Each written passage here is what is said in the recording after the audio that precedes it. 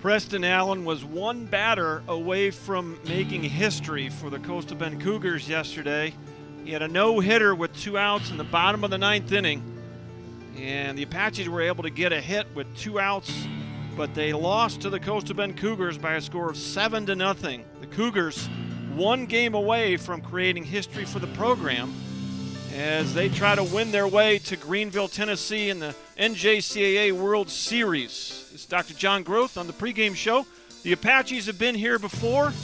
They had to play 3 elimination games last weekend and fight their way out of a double elimination bracket, and they'll have to win 2 in a row, 1 today and 1 tomorrow. They've been here and done that. Can they do it here on their home field?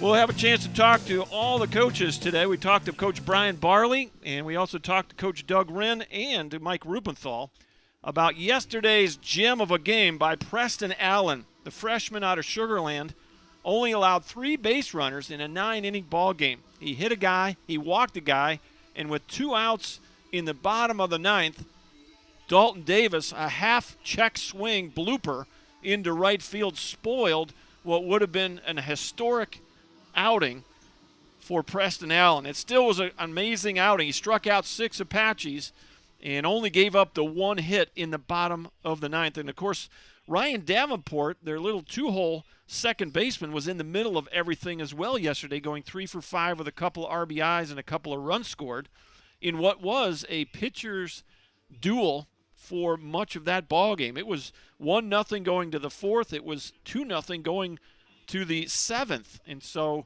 final score was 7-0 Coastal. But make no mistake about it, that was a pitching and defense type of ball game. Can the Apaches break out the bats today like they did last weekend? They rebounded well last weekend and put 16 runs on the board after dropping a game to Eastfield, and then came around in the final game and put 24 on the board against the Eastfield Harvesters. So we did get a chance to catch up with the coaching staff of Tyler Junior College. Let's hear from Coach Rubenthal and hear his thoughts on yesterday's game. All right, we got Mike Rubenthal here, TJC pitching coach. And, well, I'm going to ask you to kind of think about things a little bit as a pitcher and as a pitching coach.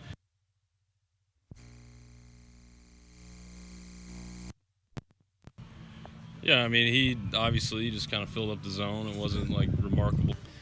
All right, we got Mike Rubenthal here, TJC pitching coach. And, well, I'm going to ask you to kind of think about things a little bit as a pitcher and as a pitching coach. Yeah. Talk about Preston Allen, what he did yesterday. Yeah, I mean, he obviously just kind of filled up the zone. It wasn't, like, remarkable stuff. Right. From the dugout, it looked like he was kind of tunneling the off-speed well. There was, he wasn't giving it away. And he could kind of throw any pitch in any count, which even if you're, not throwing 94, that's going to be able to beat some teams in college. So I thought, he did a good job.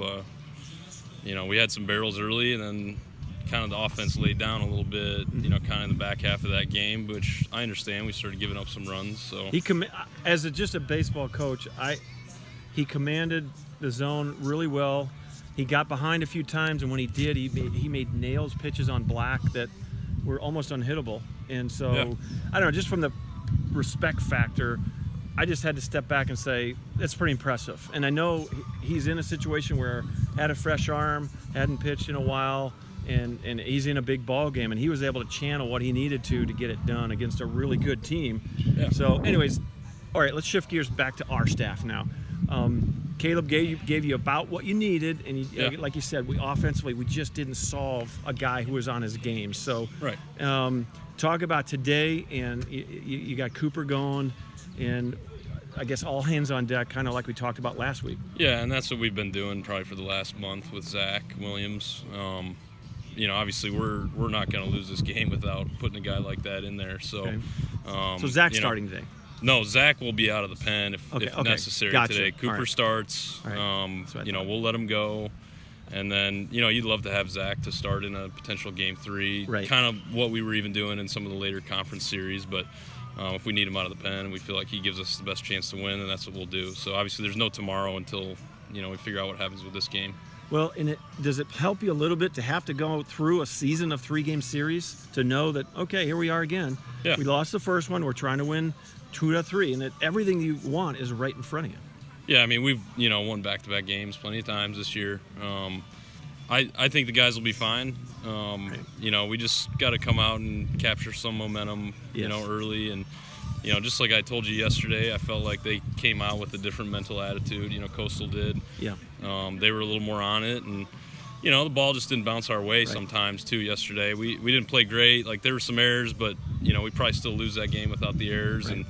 And some walks, especially later in the game. But, obviously we probably play that a little differently with the pitching if the score is a little closer, or if it's a little different situation. So I don't know. I didn't think we played, terribly. No, it was a pitching and defense game, 2-0 going to the 6th inning. Right. So. And then they had 6 infield hits. Yes, exactly. You don't see the bunt that beats into the turf and bounces 10 feet in the air. I think all of too their often. first 8 hits, 6 of them were of the infield variety. I made note of that during the broadcast, and we had squared some balls up during that same time span, but they were right at defenders. So that was kind of the difference early in the ball game. So does it help that last weekend we played 3 elimination games with your pitching staff? These guys were under the gun last weekend, and here we are again, going to have to win 2 elimination games. Yeah, I think that helps, and just the fact that we've spread the innings out the whole year. Right.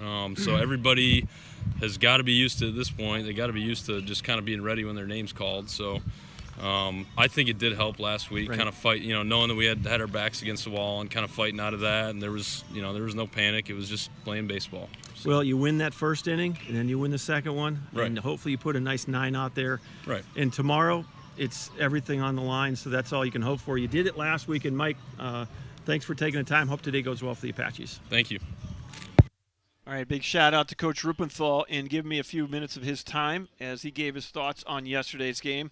I also had a chance to talk to Brian Barley, who was on the threshold of setting history for the Coastal Bend Cougars. Let's hear what he had to say just a few minutes ago down outside the Cougar dugout. All right, we're outside the Cougar dugout with Coach Brian Barley, and I don't know what you say. Preston Allen, what a performance. I mean, just unreal. Within a whisper, just a moment of throwing a no-hitter against the number 2 team in the country. What can you say about what he did for your club yesterday?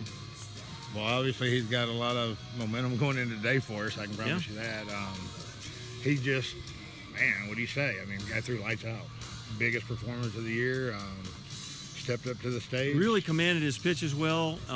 Looked unflappable out there. Just even when the no-no, that last little half swing by Dalton Davis, and I could see. I watched it 3 or 4 times. I watched your infielders, and everyone was just like, and Sepulveda came in and gave him a hug, and it just was one of those things where it was a seeing eye hit, one of those deals. But he just went right back to the mound and went to work. Yeah, he's been doing that all year when he's healthy. I mean, like I said yesterday, he was out about a month and a half and had a little tenderness in the elbow. We shut him down for this moment. Right. So we rolled the dice, and he was ready. We didn't crap out. So well, he was ready for his job yesterday, and I mean, just on the biggest stage of the year, he really stepped up. I also thought, your offense, Ryan Davenport was in the middle of everything yesterday. Talk about what he did yesterday and what he's done for you all year. He brings all the energy to the team. I mean, he's a guy that's a 120% max effort guy all the time, on and off the field, on the base path, in the dugout. He's a guy pacing back and forth, getting everybody up. He's the guy that's our spark plug. Well, and he stepped up yesterday as well, 3 for 5, couple RBIs, couple of runs scored, and in a pitching and defense type of game, I mean, you put him and Allen together, and that really was the difference yesterday. You got some big hits, but I also thought a big factor yesterday was your defense. I mean, you played really good defensively. I mean, there were some well-hit balls. I thought they put some Aguilar made some plays. JB Trees made a huge. I thought those 2 plays back to back really might have been the difference in the momentum of that ball game. Those 2, he had a line drive at third that Aguilar made a play on, and the next batter bullet to the gap, and Tree went after it and made a great play on it. Ball was telling. Yes. He just got a great jump, made a great play. And then Ruben, you know, it was a 7-0 game, but that last inning to preserve the no-hitter, that was a bullet at him, right? You know, it was, I think 2-0. I had just moved him into position to pitch before, thank goodness. But like we said earlier, I mean, icing on the cake would have been the no-hitter, but I mean, a win's a win, and Absolutely. we'll take it any way we can get it. Well, and you're one win away from history for the program. Uncharted waters, right? Yeah, I don't even know what to say, to be honest with you. I mean, it's exciting. It's really exciting. I mean, we've never been in this situation. All you got to do is split a doubleheader. That's what you got to do. We're riding the ride. I mean, why not us? Exactly. That's the way you got to go about it. So I can totally empathize with where you're at, starting a program and being a part of a new program and building it brick by brick.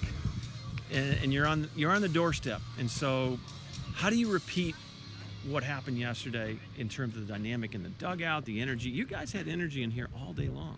We've been a lot better over the last month and a half of energy. I mean, but winning cures a lot of things. You start winning baseball games, it's free to have energy. I mean, you get up, you get hit in the mouth, how are you going to respond? Right. We tell them that all the time. Hey, if you get hit in the mouth, are you going to respond or are you going to lay down? Right. The team's going to keep grinding. We're going to play till the last out. As long as we got outs on the board, we feel like we're in every game. Talk about who's going to get the ball in Game 2 here and give you guys a chance to go to Greenville, Tennessee. We're going to go Kobe Reeves on the mound today, the left-hander. It'll be anywhere from 87 to 91. Okay. 3-pitch mix, breaking ball, changeup, fastball. If he locates, I feel good about our chances. But we have the whole entire staff. We used one guy yesterday, which was a huge performance on his part. Thank goodness we could get that out of him in the first game. So we got a fresh bullpen. Everybody's good to go. Here's the question I'm going to ask you, and coaches can empathize with this that have played and managed through tournaments. There may be a time in this game today where you're going to have to make a decision about who you're going to run down there. And are you going to think about today, or are you going to think, well, if this doesn't go our way, I've got to have some bullets in the gun for tomorrow? I'll have some bullets. I will have some bullets. I just don't know what caliber we're going to have. But, we're just going to tell him to go hard as long as he can, and we'll let the chips fall where they fall, and we'll play the game as it goes. I mean, I'm not a guy that tries to set up a game plan. It's not a perfect world. However it goes, we'll make the decision, and hopefully I'll make the right decisions. Well, Brian, really excited for you just as a colleague, as a professional coach. I mean, I've been there, and I wish you all the best today. And I guess from your standpoint, I hope we don't talk tomorrow. I would like that. Congrats on yesterday's win. Hope today goes well for the Cougars. Well, I appreciate it. Thank you, John. All right, big shout out to Brian Barley as giving me some of his pregame time. I also had a chance to catch up with Coach Wren. Let's hear what Coach Wren's thoughts were on yesterday's ball game and looking forward to today. All right, we're here outside the Apache dugout with Coach Doug Wren. And Doug, part of me, and I said this to Mike a minute ago, has just got to step back and appreciate just from you. What did you see from the dugout? And a guy that was just, I thought, locked in command, and really kept you guys off balance. Yeah, you know, obviously there's a part of baseball where you can control what you can control in your dugout and what you do. But, you know, obviously he did a really good job yesterday. You kind of tip your hat to him. Exactly. To a certain extent. Obviously, there's a little frustration as a coach not being able to solve that. But at the same time, you pull back in the ninth inning and say, this guy, he's about to go CG, and he's out from a no-hitter. Yeah, you know, obviously you hate for that to be, you know, that against you. Right. But, I mean, honestly, I went back and watched a little bit of the game. I thought we had more quality at bats than they did. Yeah, I mean, you squared balls up early. They made the plays. They played really good defense. Yep. You know, they made the plays behind them. We hit balls kind of hard at guys. And, I mean, shoot, their first 6 hits didn't even get out of the infield. Right. So, you know, but that's baseball, right? And that's, you know, as I addressed the guys last night, you know, yesterday was a lot of what we love and hate about the game. Right. Is that there is not a exact formula or science to winning a baseball game, because if you don't look at the scoreboard or anything and you just look at kind of quality at bats and those type of things, I thought offensively we probably had more quality at bats. They struck out 15 times. Right. We only struck out 6. we hit balls hard all over the ballpark. It was just kind of right at them. Now, they made the plays. They defensively showed up. They did those little things that kind of helped separate them. And, you know, we had a couple walks and a couple of errors along with some of those little hits that led to some things. But at the end of the day, you look up, and after 6 innings, it's only a 2-0 ball game. Exactly. That game was still in the balance at that point. I think that if we were able to get some of those things to kind of go our way in the 5th, 6th, or 7th, that, you know, it could have ended up totally different ball games. So, you know, it's frustrating. There was some resemblances to the Eastfield game from last week. Right. A little different because we did have an 8-1 lead in that game. This was a little bit different in that regard, but you know, just some frustrating infield hits. You know, a couple walks, a couple miscues, and then all of a sudden, you know, you're chasing. So, you know, hopefully we can get out to a better start and we can find some holes and we earn some of those breaks. And you know, we got a 30-year sophomore on the mound in Cooper, and hopefully we play good defense behind him, and you know, we kind of set the tone for the day. I felt like that was a little bit of a. I never felt like we really got into the flow of the game or had any kind of control of the pace or dictated, you know, which is what we've done a pretty good job of year in and year out, so, or not year, all season long. Right. So hopefully we can kind of get out and kind of set the tone and the temperature for the day. Talk about last weekend and how that helps. You played 3 elimination games last weekend, and that's what you got. You got 2 in front of you right now. You guys have been here, you've done that, and you had a really good response last weekend to being in that elimination format. Does that help you this weekend? Oh, 100%. 100%. I think we even talked about that yesterday as far as just you don't love to go through a bracket like that and go that way, but if you get out of it, and on the flip side, you're actually almost glad because you did find some things out, and that was a message to our team is that we've been in this position, and all year long, when we have faced some adversity, we have responded well. So we got swept against Navarro the first round. We come back and have a really good week that next week against Northeast. Right. We dropped 2 to the Dragons of Paris in 2 games in which we probably should have won. We dropped those 2, come back, sweep Panola. We dropped 3 to Navarro to end the season. We come back, win a regional. So I've you know, this team has been through some adversity before. They've responded well, and I expect nothing different today. We're going to have a ceremonial first pitch with the Gray family. Talk about Travis, his family, and what that means for you guys in the program.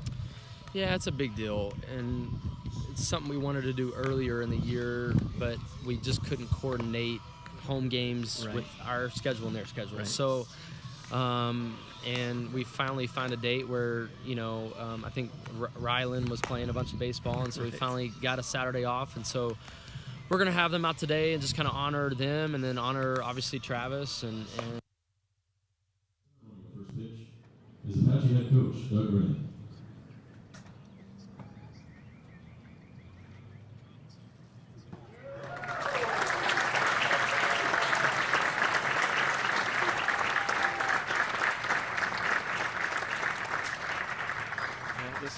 This is the son of Travis Gray, just throwing out the ceremonial first pitch.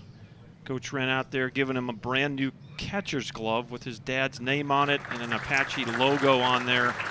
And what an impact that Travis Gray had on this community, this program, this baseball program, and his son out there throwing the ceremonial first pitch. So our hearts and prayers go out to the Travis Gray family. Travis died of COVID this year. His widow and 2 children are out there on the field right now.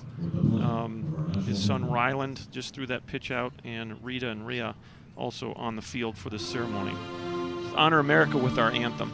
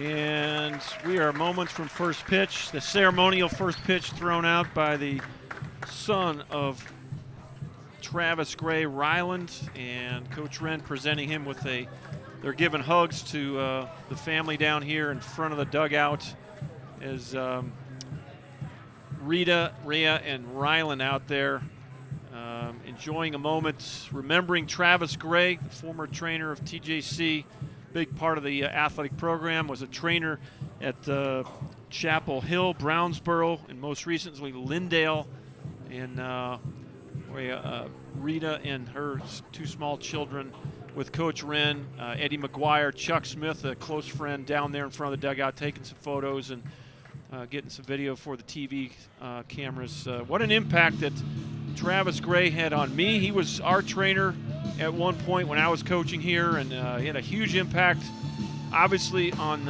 everyone he influenced as a trainer. Just a helping hand, a guy who couldn't give enough of himself to others and really set the tone.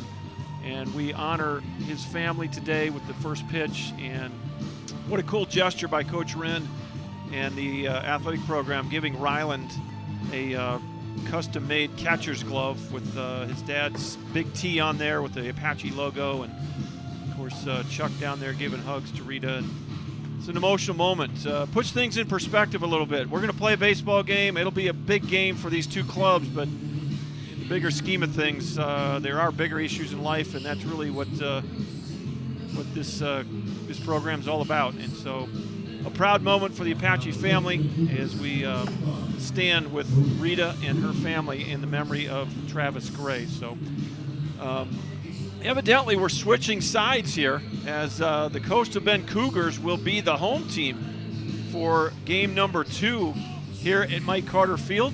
And so we'll get you the lineups here momentarily. The Apaches will be the visitors on the scoreboard. And we're still trying to work on that on the let's take a little bit of a break, and I'm going to need to take a minute and try to get that scoreboard set up for the broadcast.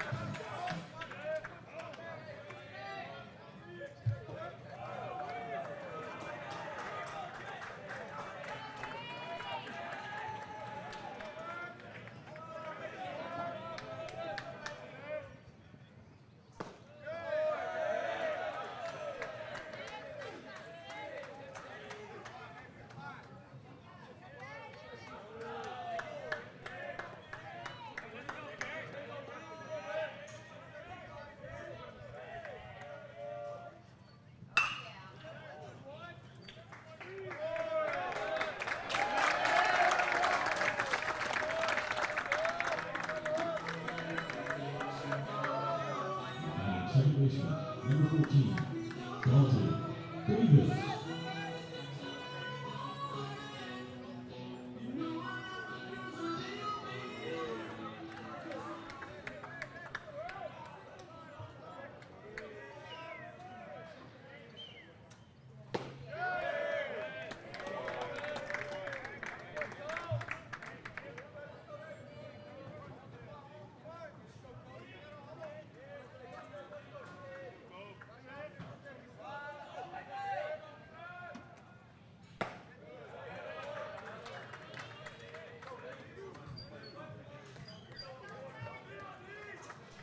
All right, having a little technical difficulties with the scoreboard on the overlay there, so hang in there for an inning or so. We'll try to get that fixed.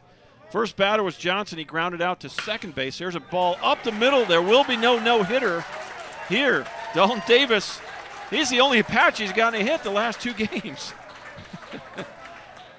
16 hopper up the middle, and the Apaches have a runner on here in the top of the first. Here's Miguel Vega. I don't really have to worry about what these guys did yesterday because Dalton Davis was the only guy that got a hit. Everyone else was 0 for the day yesterday. So here's a lineup for the Apaches. Jacob Johnson led off with a grounder to second base that Davenport handled. Davis just had a ground ball up the middle for a single. Vega is playing first base, batting third. Batting cleanup is Robert Hines, the DH. Next pitch Off the plate, ball 1. Batting 5th, the right fielder, Alec Williams.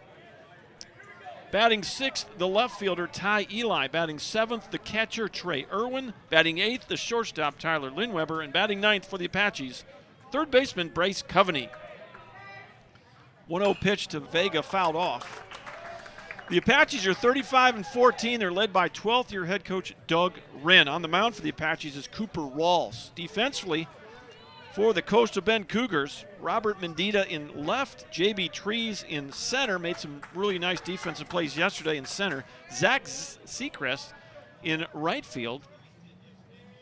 One pitch is coming in. There's a line drive into left, base hit. The Apaches are swinging the bats here today, and this is exactly what they need.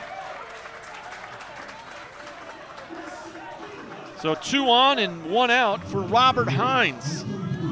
So Mendita in left, Trees in center, Segrist in right. Around the infield, Isaiah Aguilar at third, Brett Copeland at short, Ryan Davenport at second, Ruben Sepulveda at first, Garrett Whitaker behind the plate, and on the mound, a left-handed freshman from Ingleside, Texas, Kobe Reeves.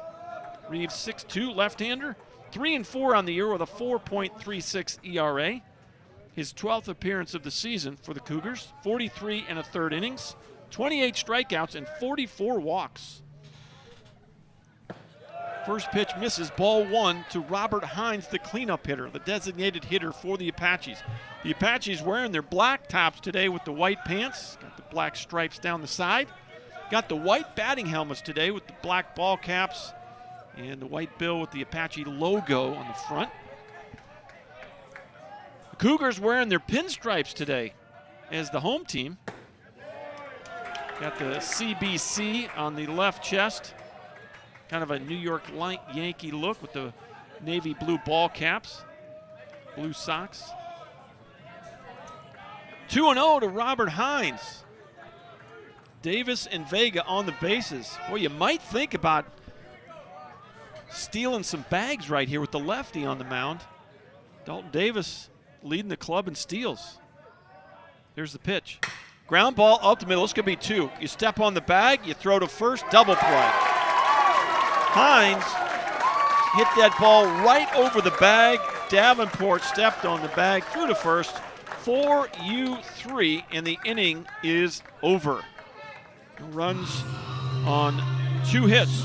1 man left. We'll go to the bottom of inning number 1. The Apaches 0, and Coastal Bend coming to the plate.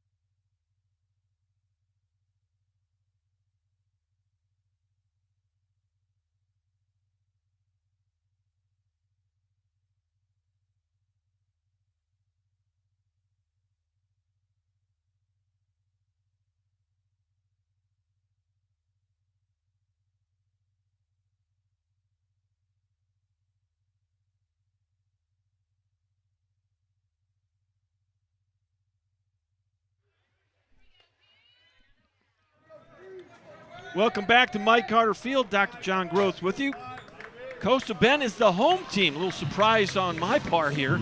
Did not know that. I've been asking for a couple of days, and guess they're going to alternate for the first 2 games. Probably flip a coin if we play a game 3. J.B. Trees will lead it off for the Cougars. 1 for 5 yesterday with an RBI and a run scored. Center fielder is the leadoff hitter.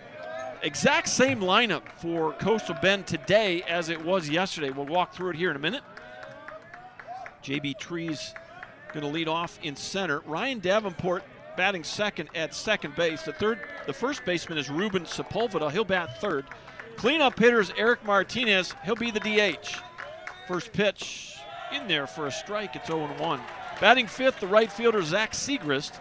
Batting sixth, the left fielder Robert Mendita. Batting seventh, Garrett Whitaker, the catcher.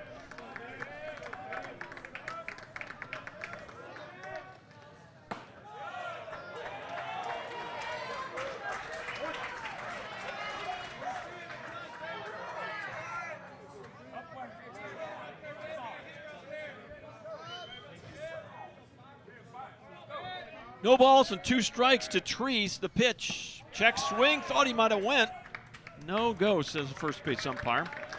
Batting sixth, Mendita in left field. Robert Mendita. Batting seventh, the catcher Garrett Whitaker. Batting eighth, the shortstop Brett Copeland. Batting ninth for the Cougars, Isaiah Aguilar, the third baseman. Cooper Rawls on the mound for the Apaches. Swing and a miss. Struck him out. First strikeout for Cooper. Defensively for the Apaches, Ty Eli in left, Jacob Johnson in center, Alec Williams in right. Around the infield, Bryce Coveney gets the start at third today. Tyler Lindweber at short. Dalton Davis starts at second base. Miguel Vega at first. Trey Irwin behind the dish. And on the mound, 6'1", 205, right-handed sophomore from Hallsville, Texas, Cooper Rawls. First pitch in there, strike one. This is Ryan Davenport for the Cougars, and what a day he had yesterday. 3 for 5, 2 RBIs, 2 runs scored in a 7-0 Cougar win. Fouled off to the left side, quickly 0-2. Cooper Rawls is 1-1 with a 3.47 ERA, 23 1/3 innings pitched, 27 strikeouts, just 6 walks.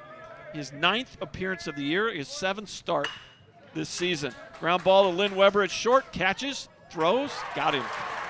2 up, 2 down.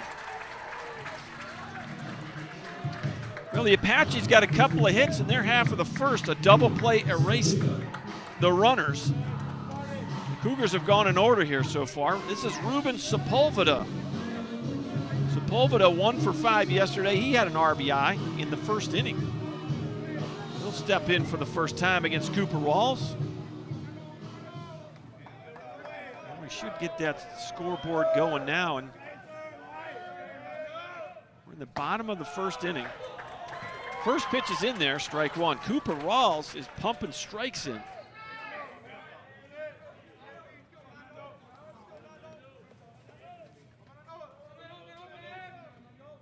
Next pitch off the plate, 1 ball, 1 strike.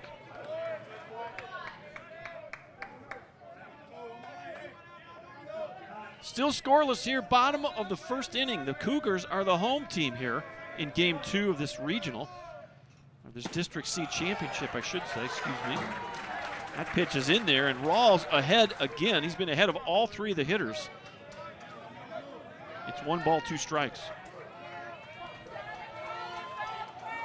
Third hitter of the ball game for Coastal. Rawls, the full windup. Ground ball to second. Boy, they had the shift on. Tough play for Davis, and he's safe. Infield single. Well, that's where the shift kind of got you. They had Sepulveda on the shift, and Davis was way back in shallow right field. He had to run way in to just get the glove on it, and he got rid of it as quick as he could, but by the time the ball got to Vega at first base, Sepulveda had legged out an infield single. So there will be no no-hitter today for either pitcher. Here's Eric Martinez for the first time. Yesterday's game, Martinez 1 for 2 with an RBI. First pitch swing and fouls it off. It's 0-1. A lot of energy in the ballpark today. Got a bigger crowd today on a Saturday afternoon. And really a bigger crowd for both teams. 0-1 pitch off the plate. 1 ball, 1 strike. And those Cougars back up on their feet in the dugout, making some noise. Had good energy in that dugout all day long. Of course, they got the early lead and kind of kept building on it. So, as Coach Barley said in the pregame interview, as Martinez fouls another ball off. It's 1-2. Winning solves a lot of energy issues in that dugout. Keep winning ball games, and you're kind of excited about being there. 1-2, 2 outs. The pitch. Off the plate, 2-2. Cooper Rawls, his 9th appearance of the year for the Apaches. He was shut down early. Kind of like Preston Allen was for the Cougars, who started and almost threw a no-hitter yesterday. Took a no-hitter into the bottom of the 9th with 2 outs. And early in the year, Allen was shut down. And he has come back and certainly probably threw his best game of the season yesterday. When his team needed him the most, he was there. 3-2, 2 outs, the pitch. Ground ball foul. And Coach Benitez over there tried to make the play and ball bounced off his hand. And we'll do it again with a 3-2 count. Well, 79 degrees at game time, 52% humidity today. A little more humid today than it was yesterday. We have a south breeze at about 12. That's going to blow in from right field. Line drive, base hit. Right field, Williams will take it on one hop. And I'll tell you right now, that was as hard a hit ball as the Cougars have had in either game. Good piece of hitting right there by Martinez. He took a pitch that was low and away and drove it into right field. So now you have 2 Cougars on in the first inning. The Apaches got 2 runners on in their half of the first, and the Cougars now have done so with 2 outs. Here's Zach Segrist. Segrist was 1 for 4 yesterday. He had an RBI. First pitch in there, strike 1. The Cougars were able to spread the love around. They only had 2 hitters in their lineup, the exact same lineup as today, that did not get hits. 7 of the 9 Cougars got base hits yesterday, and of course we've noted that the Apaches, only 1 Apache got a base hit. Ground ball up the middle, base hit. This is going to score a run. And the ball's bobbled in center field. Throw over to third, and the runner's going to be out. The run will score, and it's 1-0 on the RBI single by Zach Segrist. But the second runner, Eric Martinez, got thrown out at third base on the assist from center field by Jacob Johnson, and Coveney put the tag down. So the Coastal Bend Cougars, like yesterday, will take a 1-0 lead as we go to the second inning. They score 1 run on 3 hits. They will leave 2 on, and we'll go to the second inning. Your score from Mike Carter Field in Tyler, Texas: Coastal 1, Tyler 0.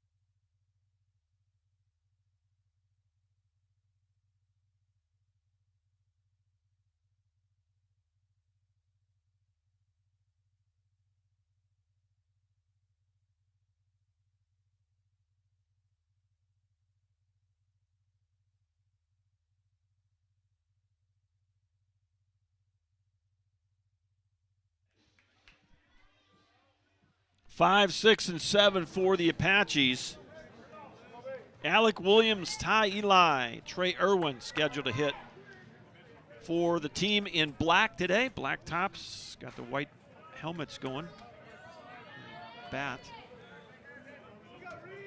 And from the stretch now, Kobe Reeves, the left-handed freshman from Ingleside, Texas. First pitch is off the plate, ball 1. Well, I've had a couple folks check in already. Miss Hood watching from Houston. Appreciate her checking in. And the Bouguets from Colorado. Big shout out to Dave and Bev. Parker, Colorado. Miss having them here in Tyler. One of our most loyal fans abroad, if you will. Very involved in the baseball program when Bev was on the faculty here. Line drive, right field. This is trouble. It's going to go to the corner, and Segrist tried to knock it down. He knocked it down, but into second goes Alec Williams with a double.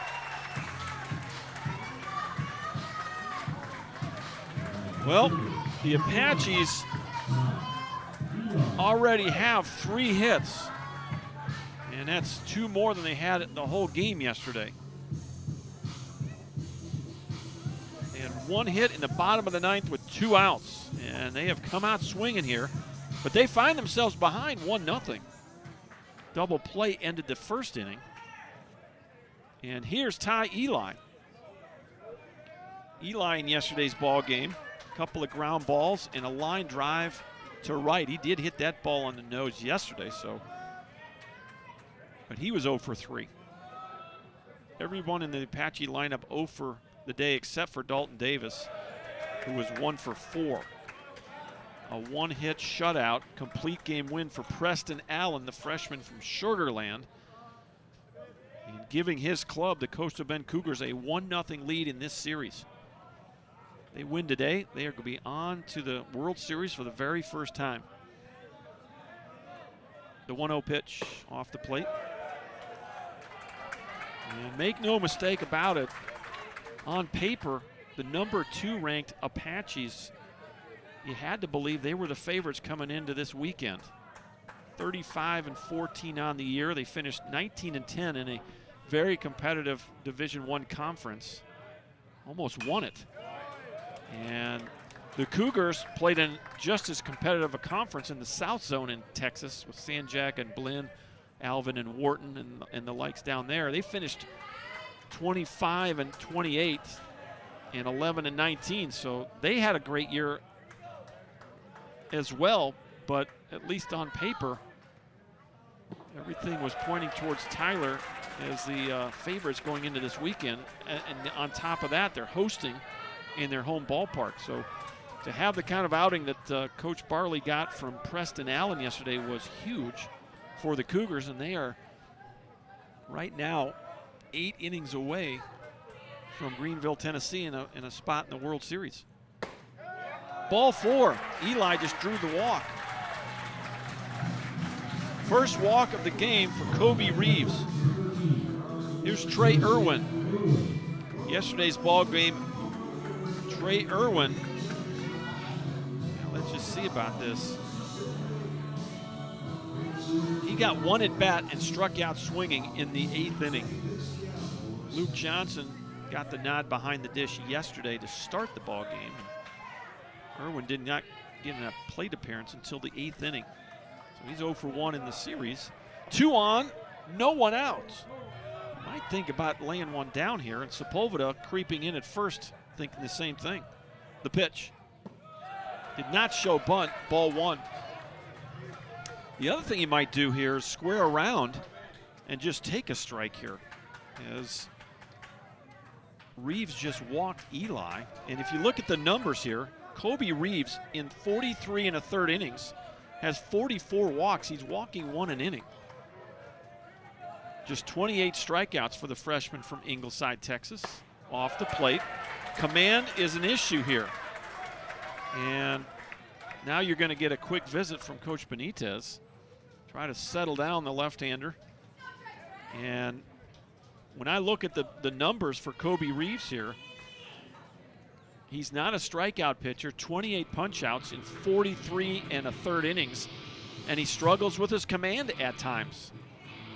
He's 3-4 on the year, so he's won 3 ball games. But a left-hander that, with those numbers in mind, is going to struggle a little bit with the walks. And Coach Benitez is out to have a little chat with him, and the home plate umpire is going to break up the party here in a moment. 1-0 Coastal, but the Apaches here in their half of the second are threatening with 2 on and no one out. Trey Irwin with a 2-0 count. The Apaches are the visitors on the scoreboard today, as unbeknownst to me, we were I figured that out when I saw Jacob Johnson and Dalton Davis with batting helmets on during the anthem, or near the anthem. So they flip-flop. Yesterday the Apaches were the home squad. Today, Coastal, and I'm going to guess that if we go to a game tomorrow, they will flip a coin. Fouled off. 2 balls and a strike to Trey Irwin. We're at the 7th spot in the Tyler lineup. Well, already a different feel to today's ball game. Yesterday was such a pitching and defensive type of game. It went really fast. I think we finished in about 2 hours and 45 minutes. Today, I'm going to guess we're going to be longer than that. Little looper into center, and Trees can't get there. It's a base hit, and the bases are loaded with no one out. Well, wasn't a line drive, but it's a line drive in the scorebook. Trey Irwin gets his first hit of the day. And the Apaches have loaded him up for Tyler Linweber. Linweber, his 0 for day yesterday was 0 for 3. Struck out looking, grounded out to short, flew out to left field. The Apaches on the verge here of a big inning.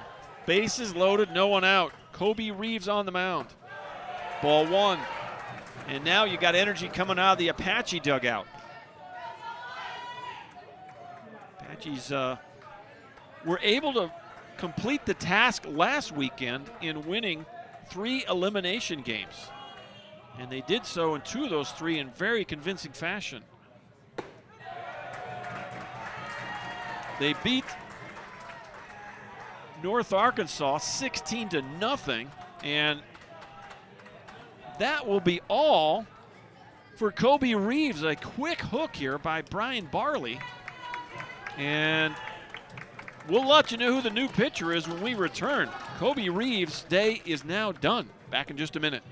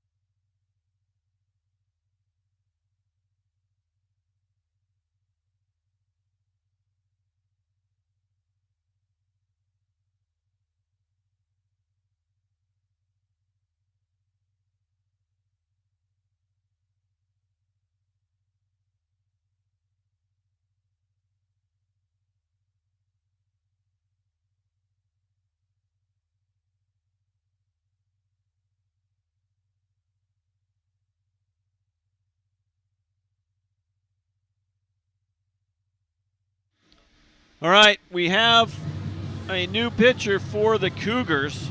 Right-handed sophomore out of Victoria, Texas. 6'3", Hudson Oliver. For Hudson Oliver, 2-2 on the year with a 3.08 ERA. This is his 13th appearance. 26 1/3, 28 strikeouts. He's got 1 walk all year. So pretty impressive there. As Hudson Oliver will take over for Kobe Reeves. And he'll have a challenge in front of him as Lynn Weber steps in with the bases loaded and nobody out. A 1-0 count on Lynn Weber already. Glad you're with us. Dr. John Groth on the play-by-play.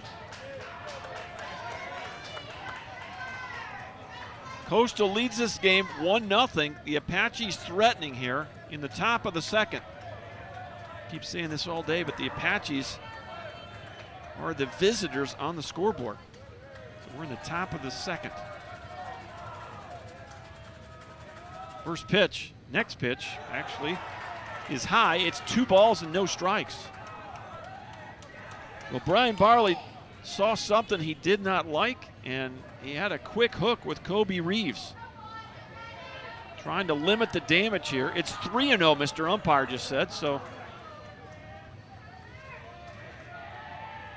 Deep breath and the pitch. It's in there for a strike.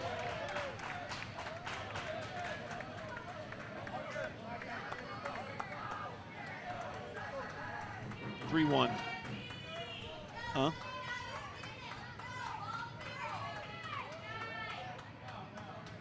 It's 3-1. Yeah, he just said it was 3-0. 3-1 pitch coming up. There it is. Line drive into right field. That's going to fall in. A run will score. And Eli was held up.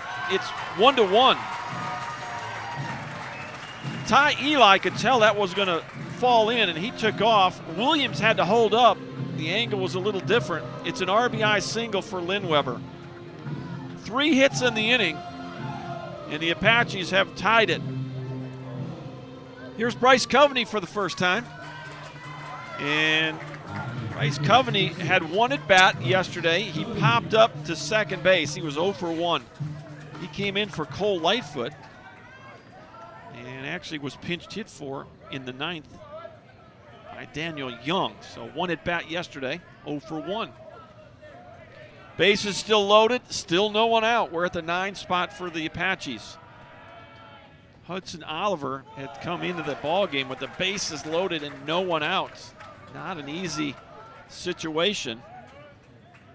And his job is to try to minimize the damage. The Apaches have just tied it off the bat of Tyler Lynn Weber. Everybody moved up 1 station, and now it's Bryce Coveney's turn. Deep breath. Here's the 1-0. In there for a strike. Counts even. Hudson Oliver, the sophomore from Victoria, Texas.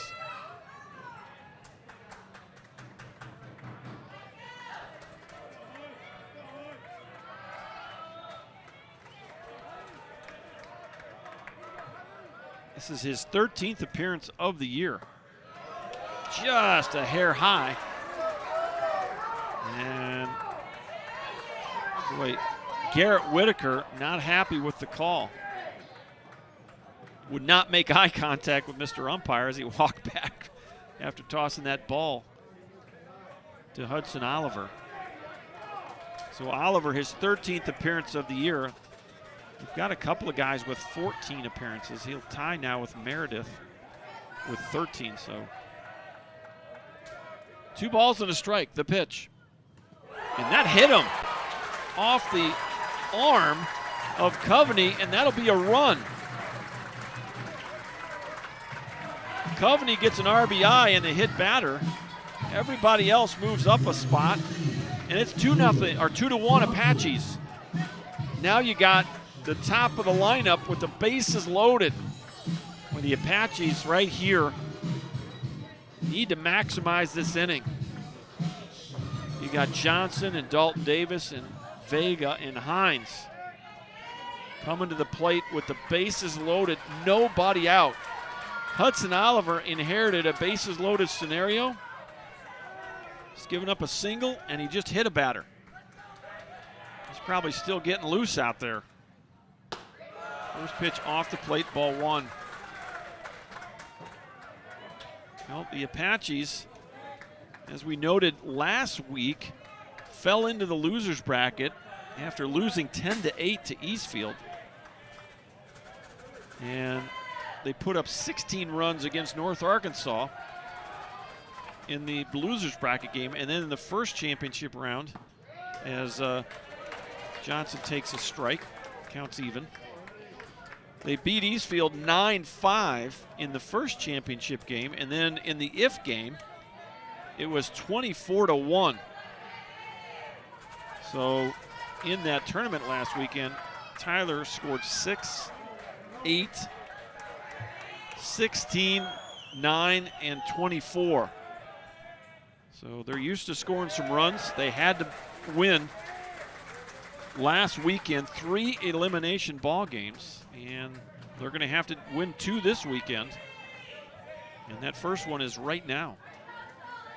2 balls and a strike to Jacob Johnson. Apaches have taken the lead here in the second inning. 3 hits, a walk, and a hit batter. Still no one out. Here's the 2-1.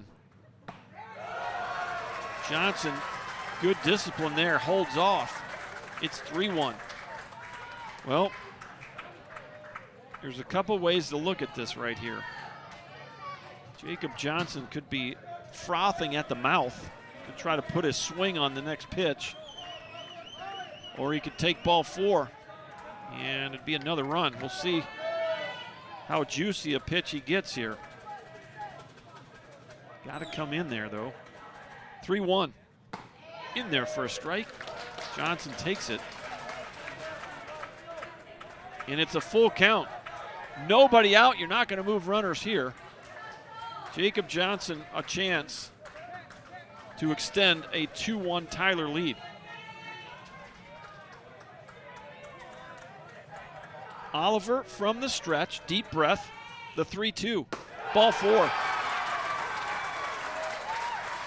RBI walk for Johnson.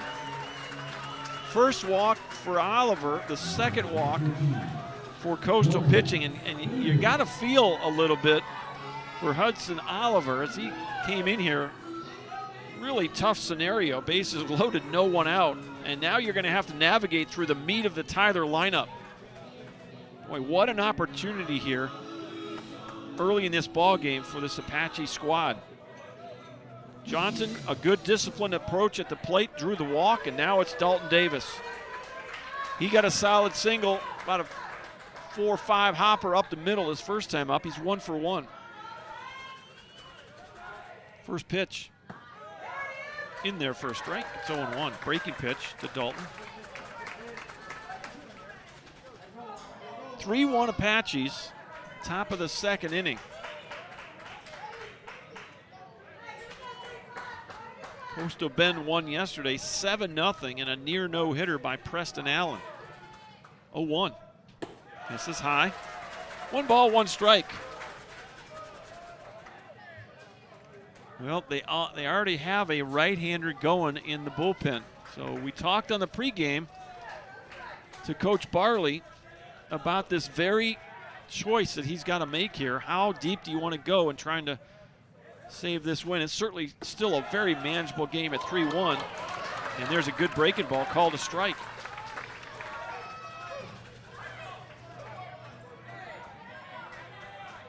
Well, Coastal looking for a strikeout or a pop-up in the infield. Tyler with their arguably their best hitter at the plate, a golden opportunity to extend the lead here early in this one. 1 ball, 2 strikes, nobody out. Deep breath by Oliver, the pitch. Fly ball deep enough to score the run. JB Trees under it. He'll catch it and he'll throw it to the plate, but the run will score. It's 4-1. Dalton Davis with the sacrifice fly and the RBI. And so that was Lindweber coming home to score. Irwin will stay at second. Johnson. Coveney's at second. And Johnson is at first. Apaches have scored 4 runs here on 3 hits, and the sacrifice fly by Davis is the first out of the inning. And here's the big fella. 15 home runs on the year. Miguel Vega, base hit to left his first time up. First pitch called a strike, perfectly placed on the outside corner. It's 0-1.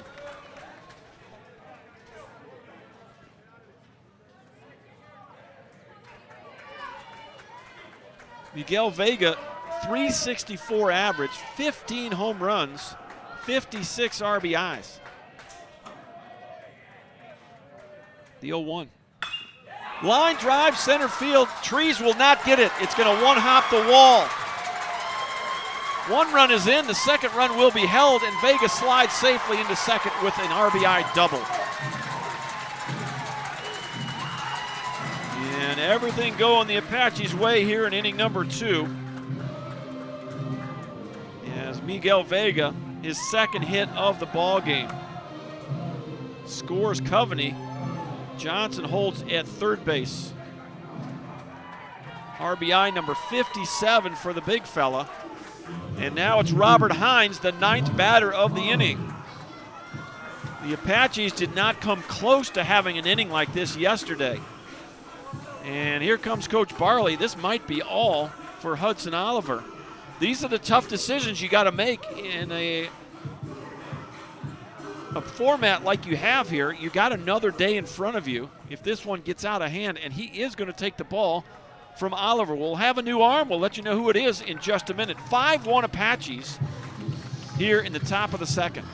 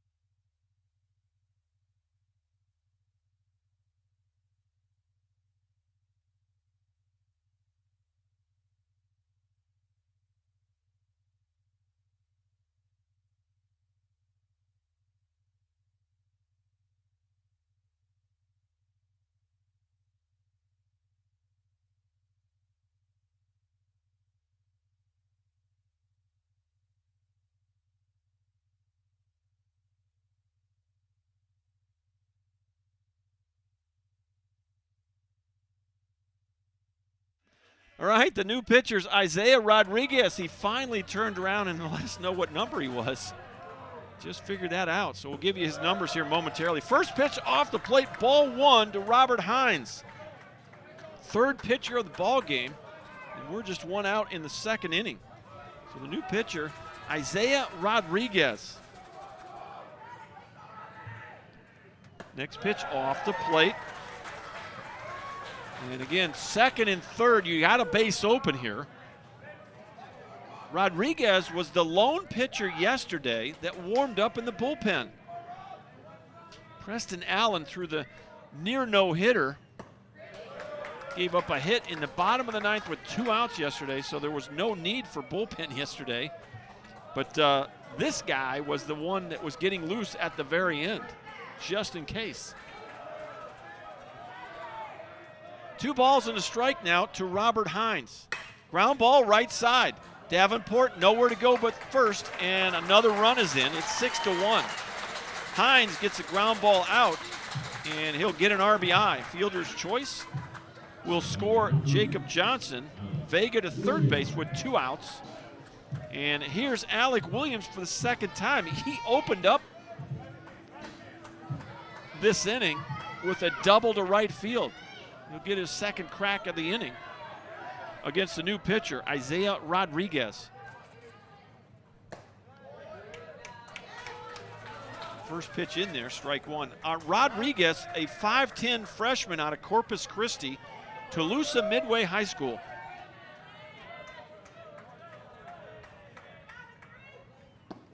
Next pitch, gonna miss. 1 ball, 1 strike.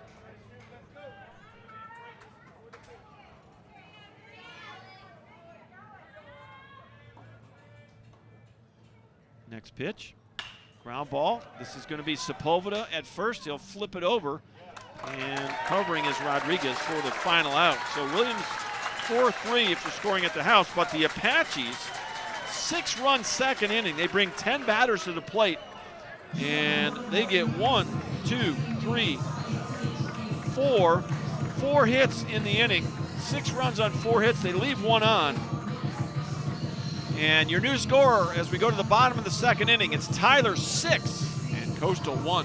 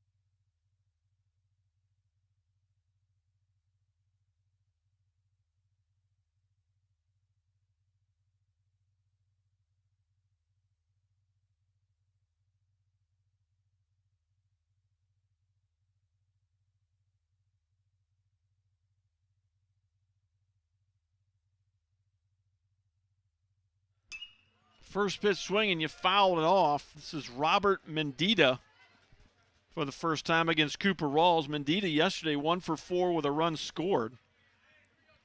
Cooper Rawls threw 20 pitches in his first inning of work. Did give up a run and 3 hits. Breaking pitch misses inside. 1 ball, 1 strike. Coastal is on their 3rd pitcher here, and we're not through 2 innings. Coach Barley not wanting to use anybody too long here and trying to keep this one or at least manageable. Right now, the Apaches, a huge 6-run second inning. Swing and a miss on the breaking ball. It's 1-2. Well, the Apaches are looking for a shutdown inning right here from Cooper Rawls. They would like nothing better than to have one of those games they had last weekend.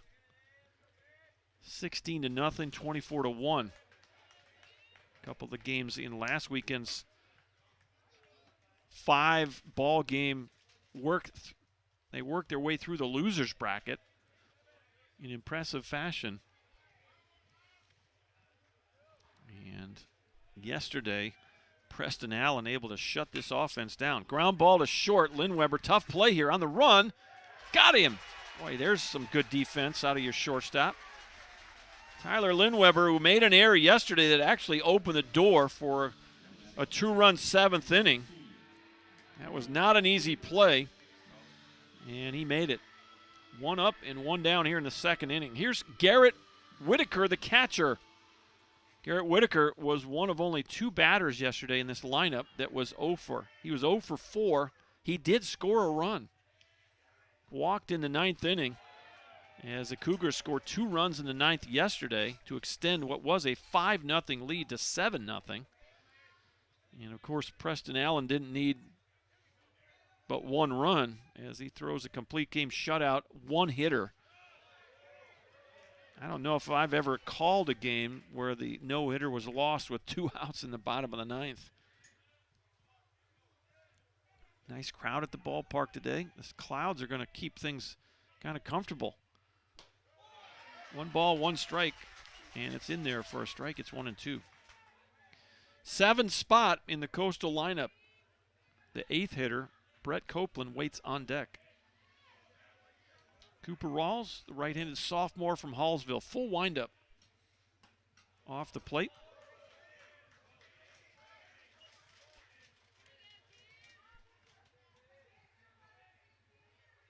Apache 6 runs on 6 hits. Coastal Bend 1 run on 2 hits.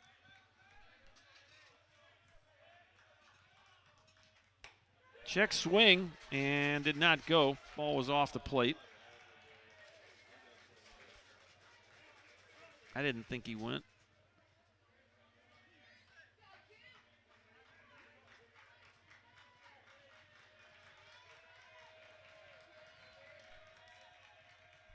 The 2-2. Fouled straight back into the net. We'll do it again.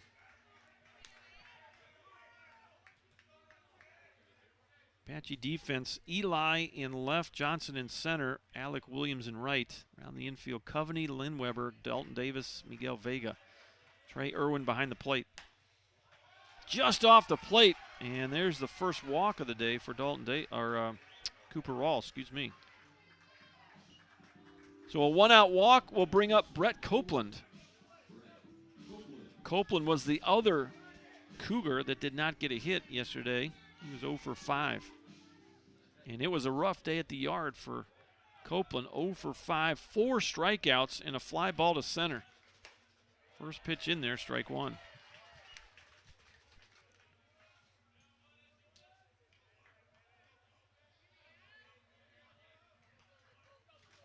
Whitaker, the catcher, very modest lead over there at first base. 0-1. High pop-up. This could stay in play. Coveney over toward the fence. And can't quite make the play as that ball drifted into the bleachers. Any breeze we had is just pretty much dead right now, as we've got pennants on both sets of bleachers to the right and left of the press box here behind the dugouts. And every once in a while they're fluttering just a little bit, but we started the ball game with a southerly breeze at about 12, and that has died down a good bit. 0-2 pitch. Going to miss high and away. 1 ball, 2 strikes. Well, we had a Patrick Mahomes sighting here yesterday. Don't see him out here today. At least not yet. Ground ball, third base side. This is, whoa, that was close. Coveney was assuming that was foul. Really didn't come up firing there, and we don't have the best of angles down the line, so it may have been more foul than I realized, but sure looked pretty close. Ball hit inside the line the last time it hit the turf. Well, Copeland will come back with a 1-2 count. Rawls from the stretch. The pitch. Check swing, foul tip, and it was caught. So that'll be a strikeout in the books. Copeland strikes out on the kind of a half swing. It went off his bat. And that'll be strikeout number 2 for Cooper Rawls. Didn't really mean to swing it. And a nice job by Trey Irwin to hold on to that foul tip. That's 2 outs in the inning, and here's Isaiah Aguilar. First time. First pitch in there, strike 1. Aguilar was 1 for 3 yesterday. He scored twice. Base hit was in the 8th inning to right field.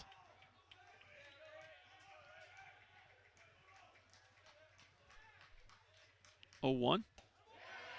Drops a breaking ball right over the inside half.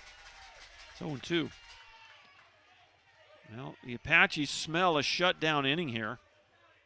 Rawls 1 strike away. Scored 6 in the top half, and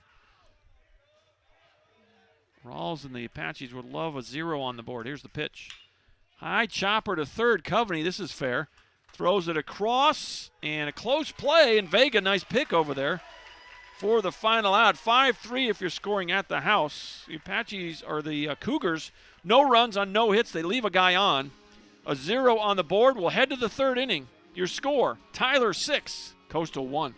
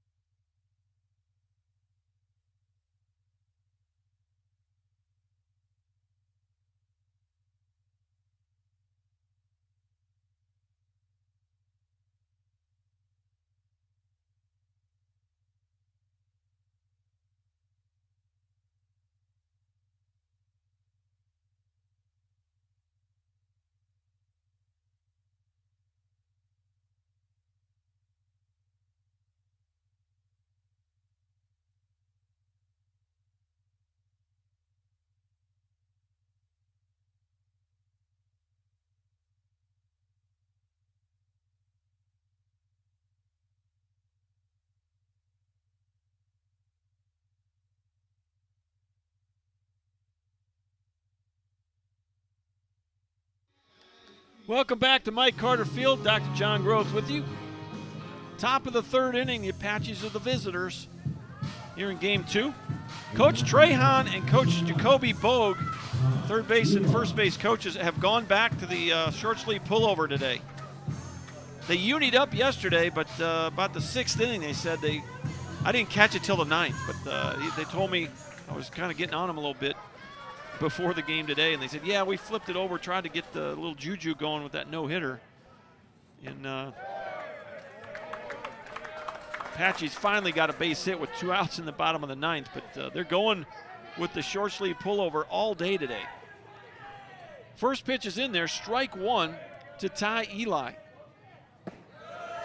Breaking pitch just misses inside. It's 1 ball, 1 strike. Eli walked and scored back in the 2nd inning. No official at bat in this game. Next pitch, it's going to miss. 2-1.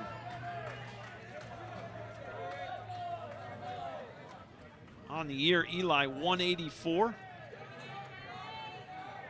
He's got a double, a couple of home runs, 9 RBI. Catches the outside corner with the fastball. And that evens up the count. Nobody on, nobody out. 6, 7, and 8 for the Apaches. This is Ty Eli.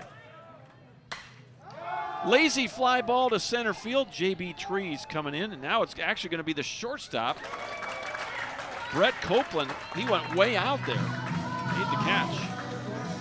Out number 1. Here's Trey Irwin. Irwin singled in his first at bat, 1 for 1. On the year, Irwin a 200 average for the Apaches. Couple of doubles, a homer, 10 RBIs. Isaiah Rodriguez in there for a strike. On the mound for the Cougars. Not sure we ever got you any of his numbers. We'll see if we can get those for you right now. Rodriguez, that ball's pretty well hit to left field. Mendita back though, makes the catch. And there's 2 out. For Isaiah Rodriguez, he is 1-0 with a 3.71 ERA. This is his 12th appearance of the year. He does have a save to his credit. 17 innings pitched, 8 strikeouts, and 5 walks for the freshman from Corpus Christi, Isaiah Rodriguez. And he has settled things down here for the Cougars. The Apaches a huge 6-run 2nd inning. Breaking pitch catches the corner. It's 0-1.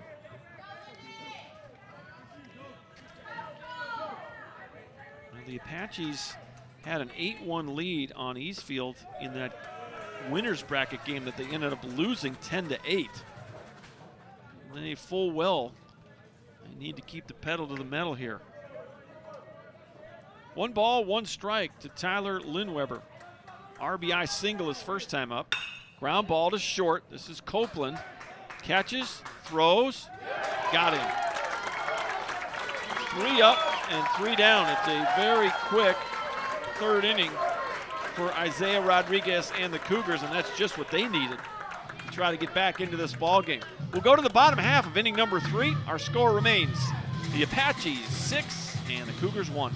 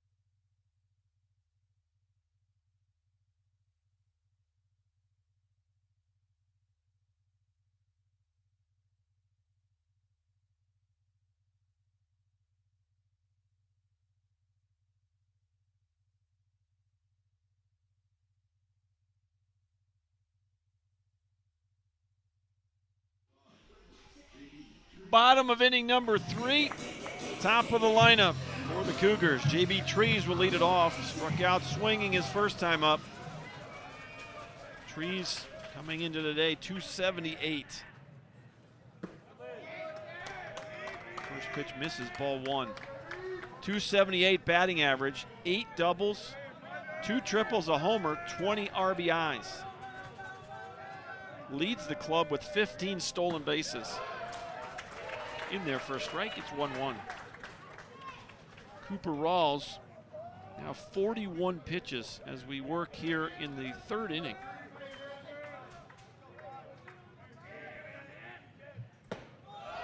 Catches the corner. 1 ball, 2 strikes. You know, Mr. Umpire going off the plate for both pitchers.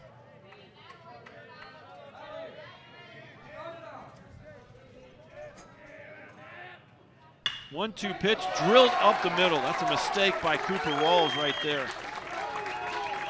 And good piece of hitting by J.B. Trees, and you can see Cooper kind of frustrated at himself as that ball whizzed by the mound, and he's kind of patting his chest as if to say, yeah, that was my bad there, bad location. So a leadoff single for Trees. This is what Coastal needs. They need to string some hits together. And here's Ryan Davenport. Nice day at the plate yesterday, 3 hits. First pitch off the plate, ball 1. On the year, Ryan Davenport, .330 average, 8 doubles, a triple, 12 RBI.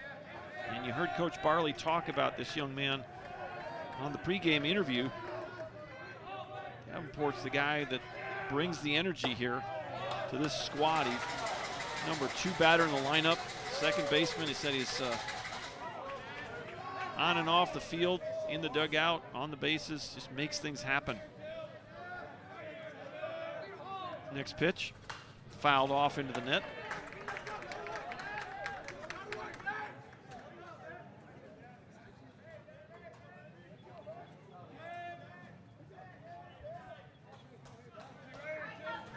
One ball, 2 strikes. From the stretch, Rawls, the pitch. Little flare into left, and that'll go foul. Well, so far, a little surprised. I guess you're down 5, but you're early here. You might think about turning J.B. Trees loose over there. Trying to start chipping away at a 5-run lead for the Apaches. So he's your leading stolen base guy. Very short lead at this point. Not going. Off the plate, 2-2. J.B. Trees 15 out of 18 in stolen bases. That leads the club. Davenport, the guy at the plate, is second with 14. 2-2 pitch. Little tapper up the middle. This could be two. Well, Davis gets it, and not in time. Boy, nice attempt by Dalton Davis. That's all he could do. It took him to the right side a second. He backhanded it, tried to get rid of it, but Davenport with pretty good speed beat it out. So an infield single is going to put 2 on with no one out for Ruben Sepulveda. And Sepulveda, he did get a hit yesterday on the year. 348 for the Cougars, 10 doubles, 3 home runs, 38 RBIs. That leads the club. So your leading RBI guy at the plate with 2 on and no outs. First pitch swinging, he fouls it straight back, and it's 0-1.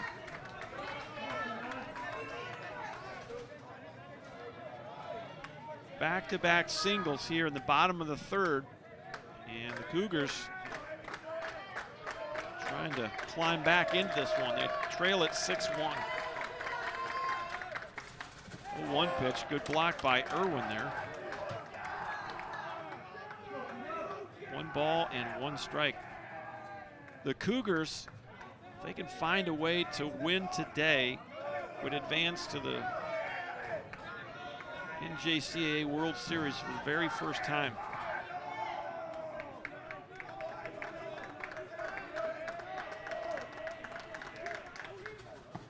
Off the plate. 2 balls and a strike.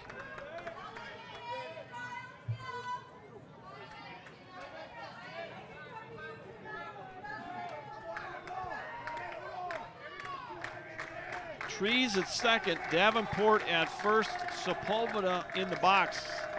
Positive count for the 3-hitter. Took a good look at it, did not get the call. Trey Irwin thought it was a strike. Having a little chat with home plate umpire right now. And the count's 3-1. Well, you got to be careful here. Martinez waits on deck. And a dangerous hitter at the plate, the 3-1. The ball's drilled right center. This is trouble, and no, it's caught. Boy, you almost had a collision out there. Thought it was going to get to the wall, and Jacob Johnson ended up making the catch. Alec Williams actually, he may have run in front of Johnson on that right before he caught it.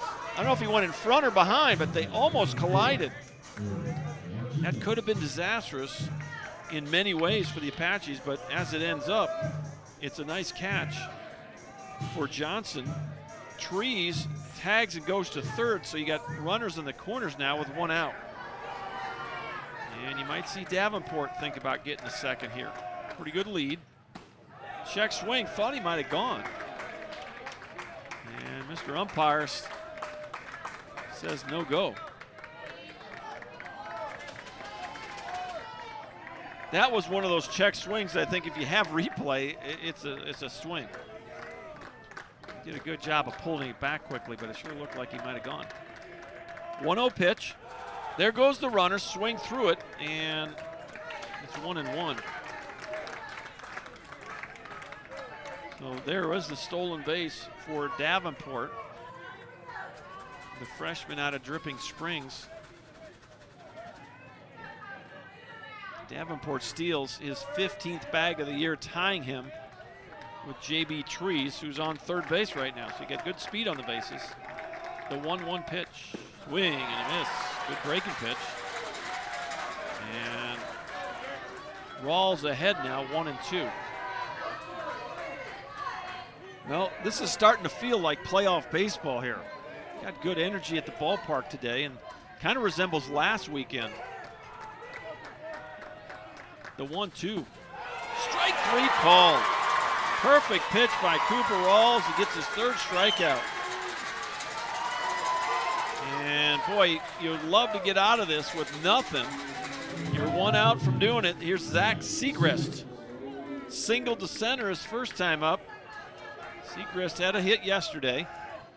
On the year, 287 average. 11 doubles, 4 homers, 24 RBIs. First pitch in there, strike one. Segrist, the right fielder, batting 5th for the Cougars today. Cooper Rawls trying to wiggle out of 3rd inning trouble here. Gave up 2 singles, a fly ball, and a big strikeout a moment ago. Fouled ball into the Cougar dugout, and it's 0-2. Cougars in the 3rd base dugout today. The Apaches in the 1st base dugout. Cooper Rawls a strike away from putting a second 0 on the board in a row. He'll step off and regroup.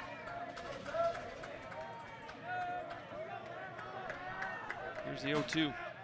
Swing and a miss. Got him. Back-to-back strikeouts for Cooper Rawls, numbers 3 and 4 on the day. And the Cougars leave 2 guys in scoring position. That's now 5 on the day. 4 of them in scoring position. Rawls now 61 pitches on the day. And that'll be a 22-pitch inning for Cooper Rawls. But the most important number is a 0 on the board. We'll head to the 4th inning. Tyler leads it 6-1.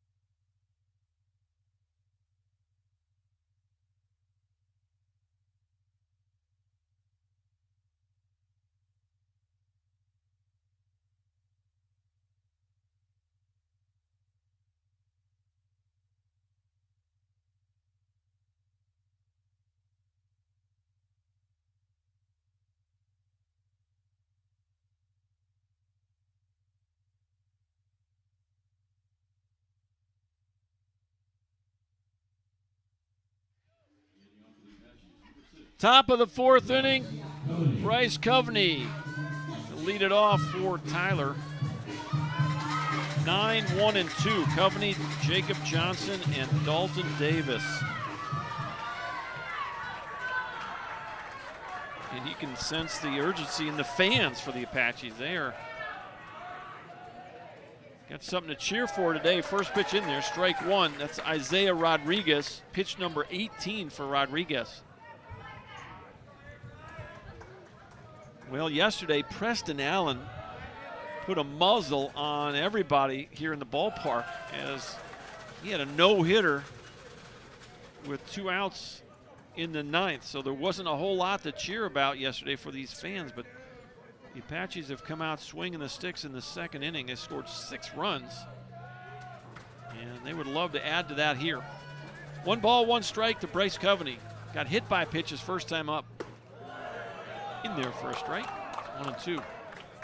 The bases were loaded, so Bryce is officially 0 for 0 with an RBI.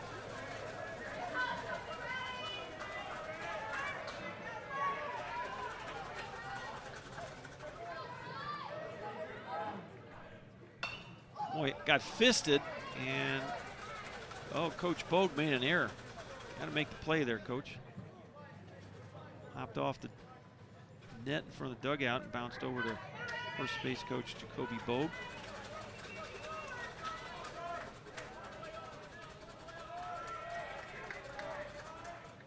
Next pitch, in there for a strike, and that's a punch out right there. Perfect pitch by Isaiah Rodriguez.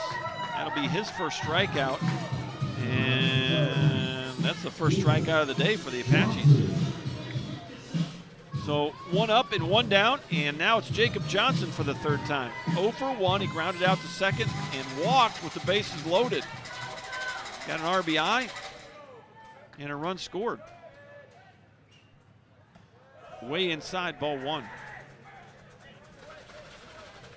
Johnson on the year, .351 average for the Apaches.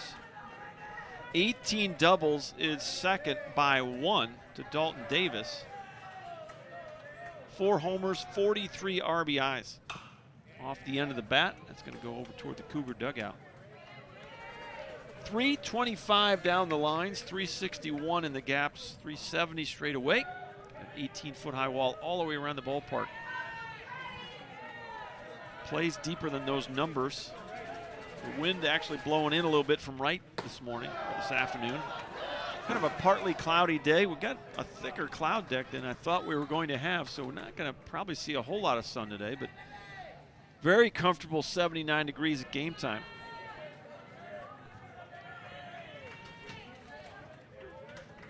Supposed to get to 81 by the end of the day. Next pitch. Pretty well hit ball to left field. Mendita under it though. A couple steps in front of the warning track for out number 2. So Johnson flies out to Robert Mendita in the left. Here's Dalton Davis for the 3rd time. Davis 1 for 1. He singled in the 1st inning to center, and he hit a sacrifice fly to center in the 2nd inning, part of that 6-run outburst. So he got an RBI. 1 for 1 with an RBI. First pitch misses, ball 1.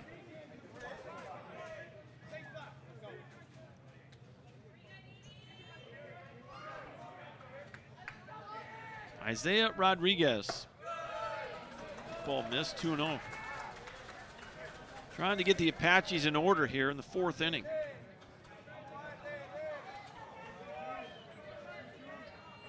Likes to go from the stretch. Off the plate, he's fallen behind 3-0. He kind of comes set and then doesn't stop. With no one on base, you really don't have to stop.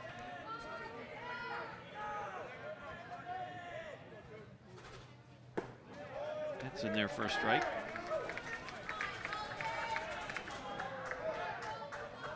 The Apaches 6 runs on 6 hits. Costa Bend 1 run on 3 hits. The 3-1. Line shot into the corner. This is extra bases.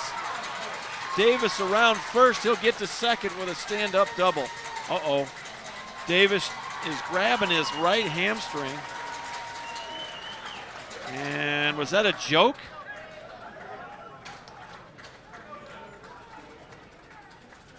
I don't know if Coach Wren's going to like that one.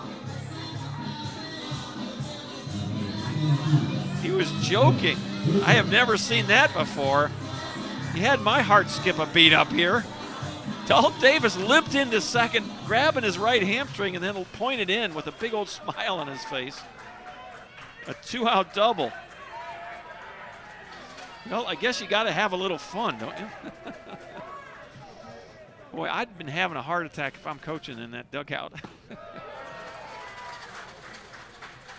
First pitch off the plate to the big fella Vega. You got to be careful here if you're Isaiah Rodriguez. Miguel Vega is 2 for 2. He doubled his last time up.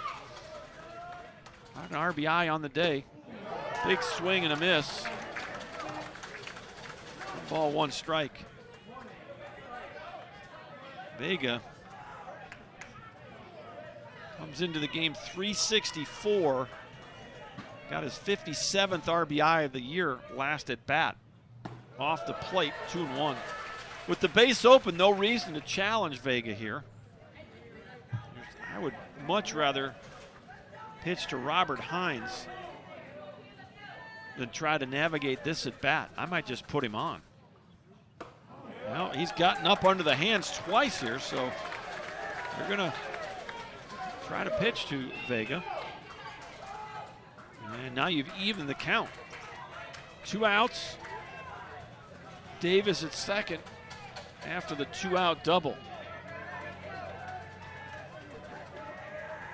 Isaiah Rodriguez from the stretch.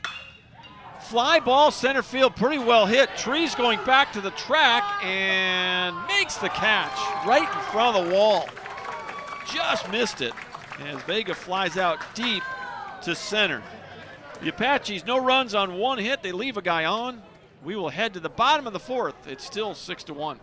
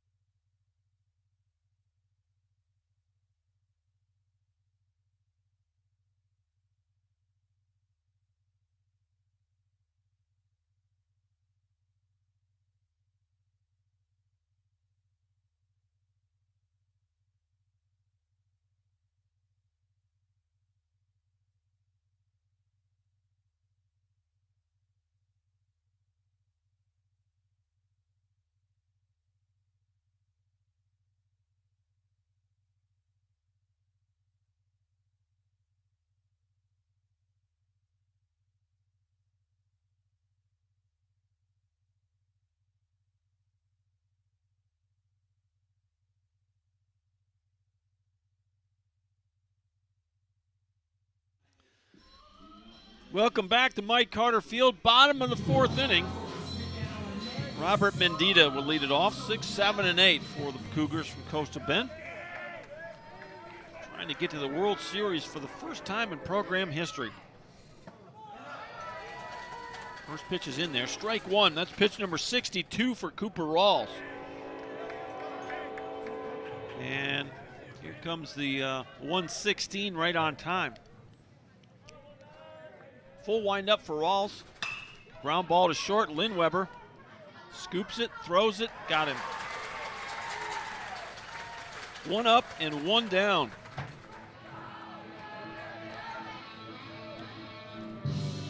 We're in the bottom of the 4th. The Cougars are the home team here in Game 2 of this District C Championship Series. The Apaches were home team yesterday. And my assumption is we'll flip a coin if we play tomorrow. First pitch fouled off. 0-1 to Garrett Whitaker. Drew a walk his first time up. Whitaker, 206 average on the year. 3 homers, 10 RBIs. Off the plate. 1 ball, 1 strike.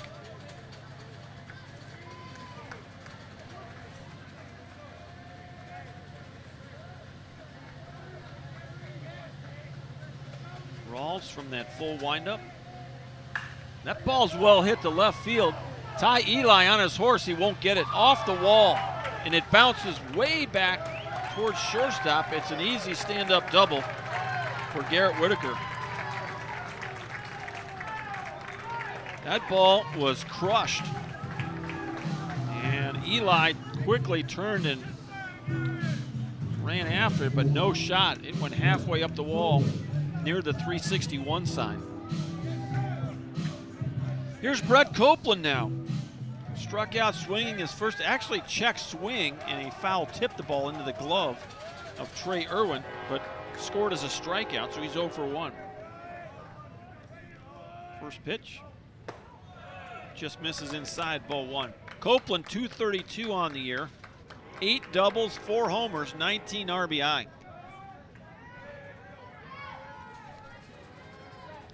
Whitaker 3 for 4 and steals, not likely to see him go here.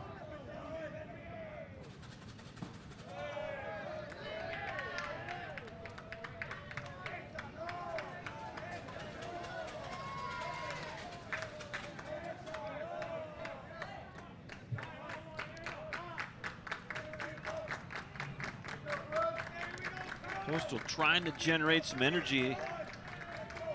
Trailing by 5 runs here in the 4th inning. Still a lot of baseball in front of us as Rawls drops a breaking pitch over the outside corner. 2-1. Well, Coastal did it the easy way last weekend. A 3-2 win over Northlake in the opening ball game. 10-6 win over Brookhaven, and then in the championship, a 9-3 win over those same Brookhaven Bears. Now swung and missed at that one, and that'll even the count. A 1-out double by Whitaker has him at second base.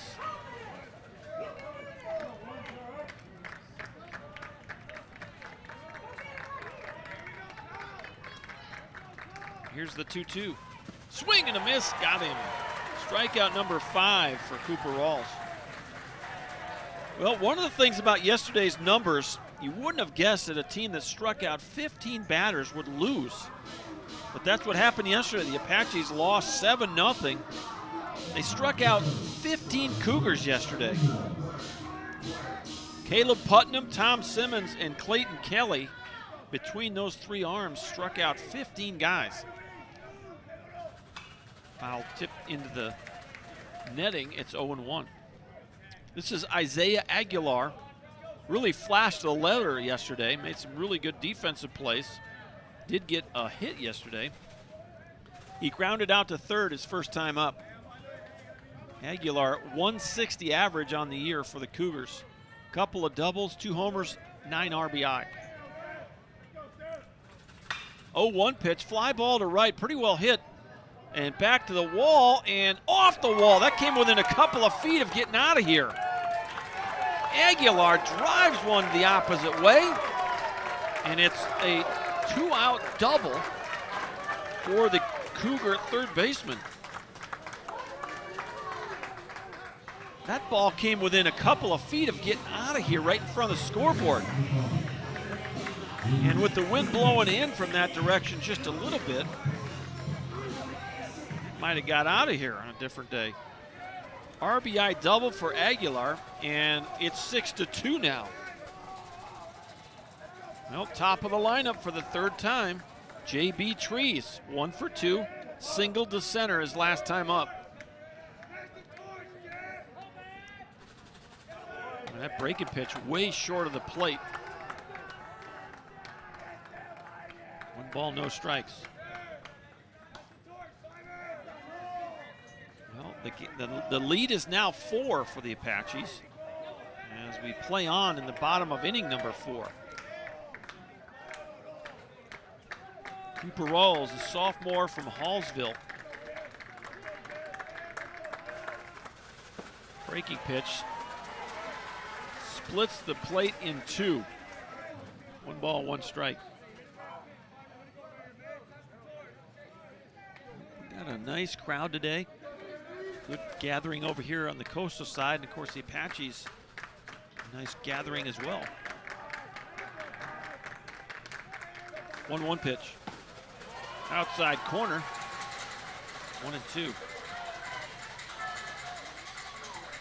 Well, somebody either distributed the noisemakers or there's a bunch of plastic bottles being shaken with something in them, maybe some sunflower seeds or something. 1-2 pitch. Just a hair low. Rawls thought he might have had strike 3. Count is now even. 2 balls, 2 strikes, 2 outs. Coastal has scored a run on an RBI double by Isaiah Aguilar. Leadoff hitter J.B. Trees. Little looper, and Davis easy catch at second base, and that's your inning. But the Cougars get 1 run on 2 hits. They leave a guy on, and our new score as we go to the 5th inning, it's the Apaches 6, the Cougars 2. Back in a minute on ApacheAthletics.com.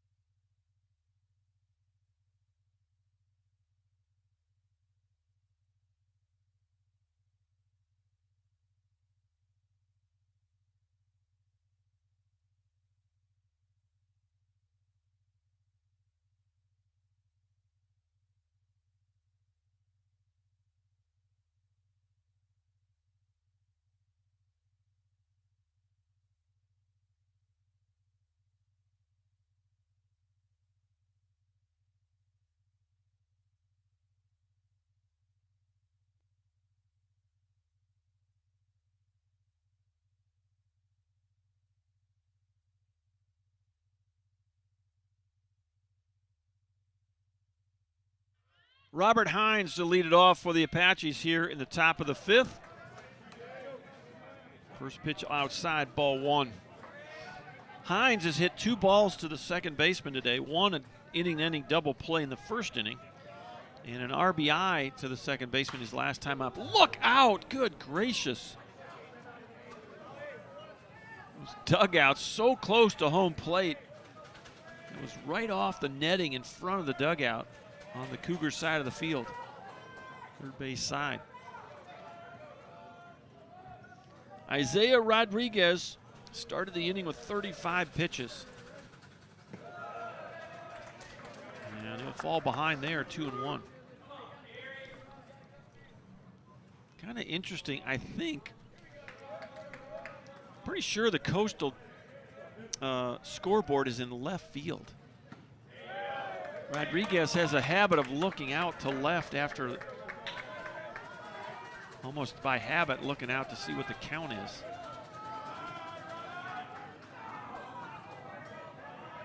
Counts even 2-2 on Robert Hines. Off the plate, full count. 4, 5, and 6. Hines, the cleanup hitter. Alec Williams waits on deck for the Apaches. Rodriguez, the 3-2 pitch. Oh, he got that fastball in on the hands. That's going to get into the bleachers, and look out. People scrambling here.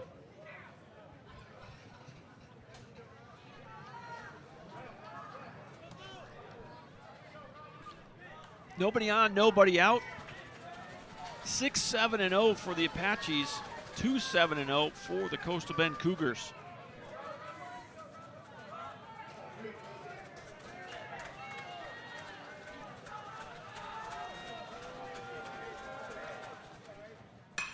Fly ball right field, playable for Segrist. And he'll make the one-handed grab for out number 1. That'll bring up Alec Williams, 1 for 2 on the day. Williams doubled and scored back in that second inning. He was the spark that got the rally going. He led the inning off, and the Apaches would go on to score 6 runs in that second inning. Actually, Williams got both of his bats in that inning. First pitch catches the corner, strike 1. Well, Mr. Umpire has been consistent with that outside strike, right and left, and both sides. So, kind of got to like that. And it's kept the hitters relatively aggressive today. Ground ball up the middle, tough play for Davenport. Catch and throw on the run, and he pulled him off the bag. Sepulveda did a nice job of picking that ball, but the throw took him.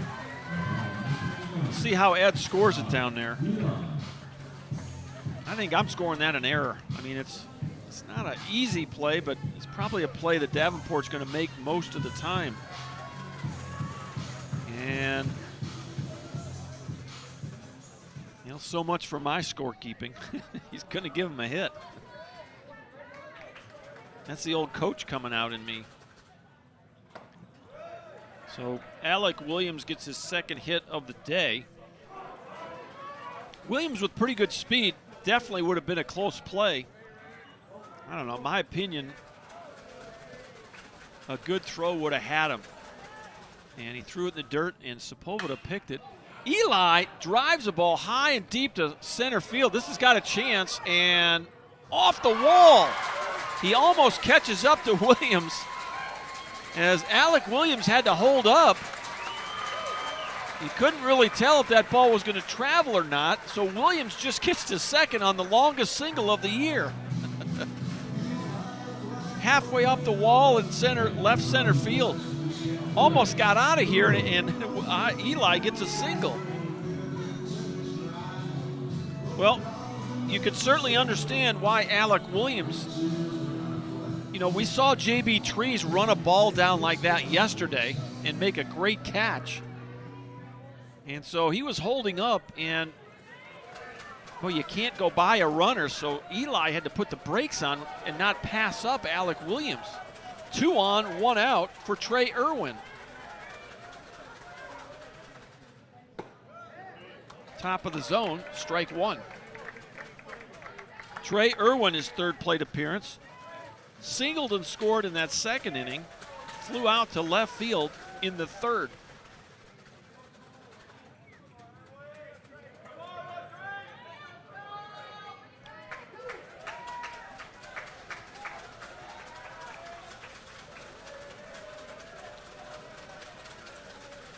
The 0-1. Catches the corner, 0-2.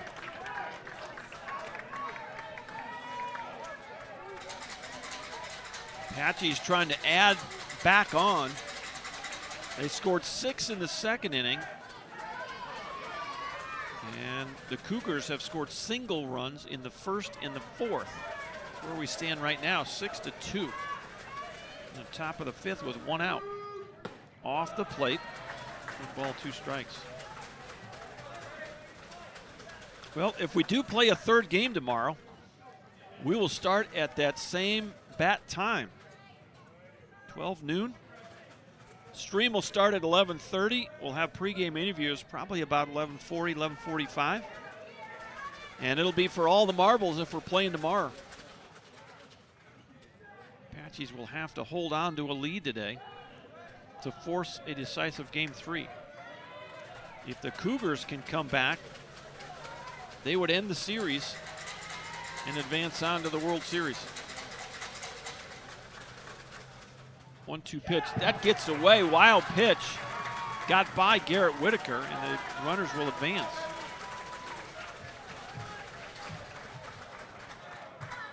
Well, you've got a chance here to extend the lead. 2 balls, 2 strikes to Trey Irwin. He already has 1 hit today.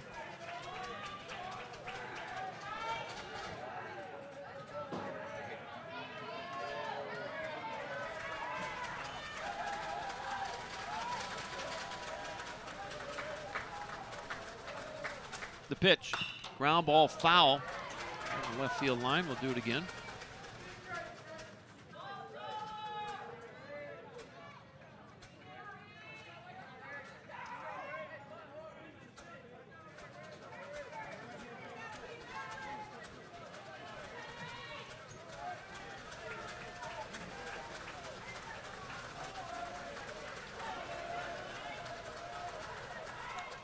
Next pitch, ground ball by the third baseman into left field. 2 runs are going to score. Here's the throw to the plate. Eli will be out. Boy, what a throw by Robert Mendita to gun down Ty Eli. Right on the button. He tried to jump over Whitaker at the plate, and he tagged him right on the foot. I don't think there's any question on whether he tagged him or not. I wasn't sure he touched the plate, but it was a good throw and a good tag. And Eli tried to Superman jump over Whitaker. And what a throw by Mendita to cut the run down. Williams scored easily, and Eli came racing around the bag at third base. And he's thrown out 7-2 for the second out of the inning. Coach Wren's out there having a chat with the home plate umpire. I'm not sure what he saw from his angle.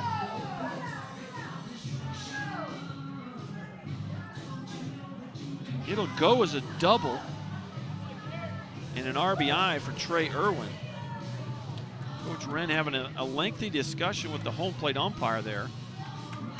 And I think maybe what this is about is having a chance to get to the bag, and the catcher blocking the path to home plate.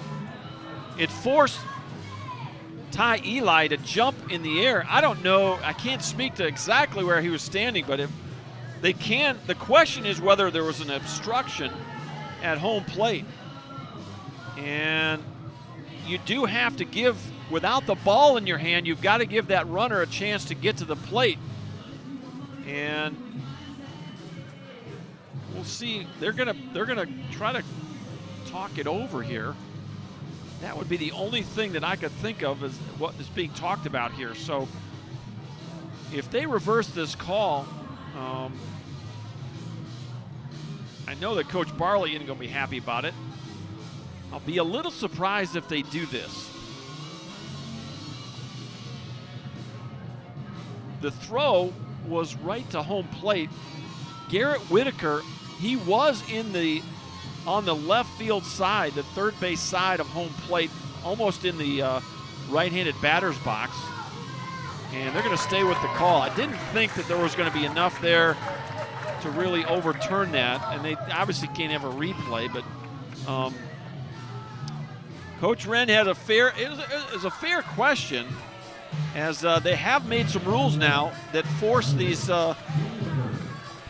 defensive players to allow the runner to have a clear path to the base. That was the question asked, and glad they got together and talked it through. But it'll be 2 outs, and at second is Trey Irwin. And now at the plate is Tyler Lindweber. So now Lindweber actually steps out, calls time, as Isaiah Rodriguez taking his time getting that ball to the plate. So while it was an RBI double for Irwin, boy, what a throw by Robert Mendita from left field. The web gem right there. I didn't think there was any way they were going to have a chance to get Eli at the plate. And he came up firing. The ball got all the way to the plate on a fly. 0-1 to Lindweber. 1 for 2 with an RBI for Tyler. Ball stayed up. 1 ball, 1 strike.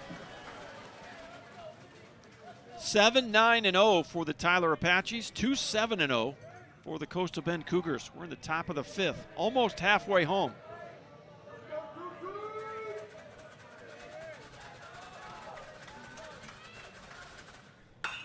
Pretty well hit to the gap. This could be trouble.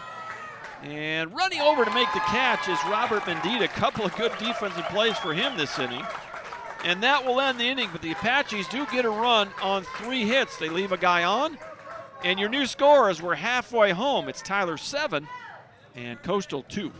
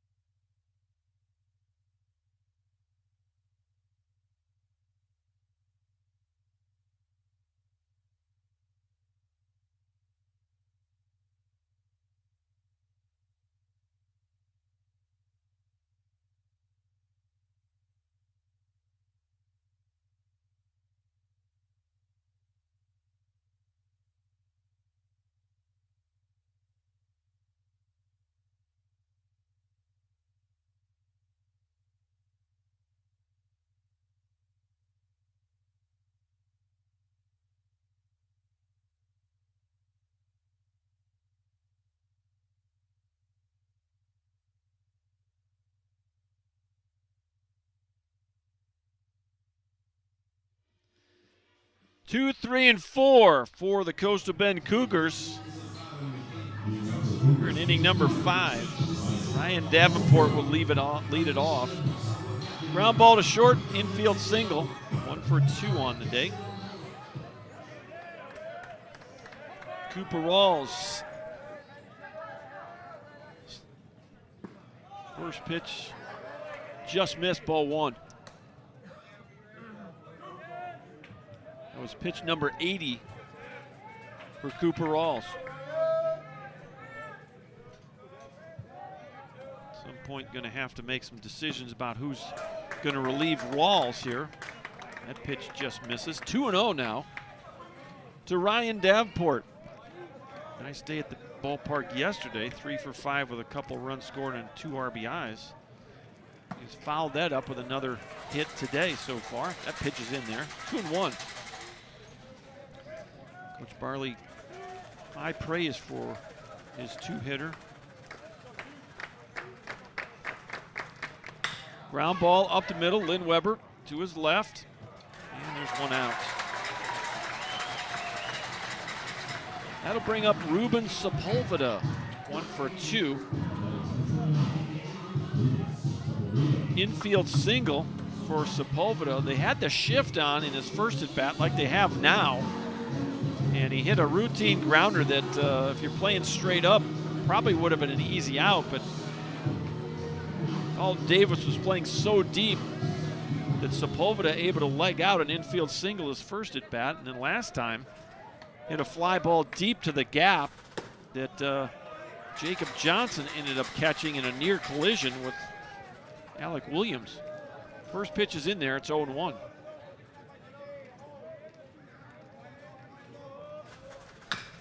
Tapper foul, that's going to be over to the first base side, right to the Apache dugout.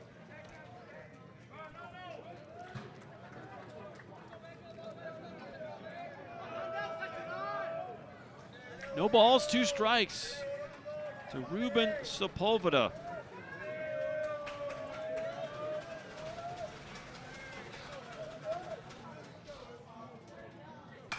And boy, just flips his hands out there, stays alive there. We'll get another crack at it.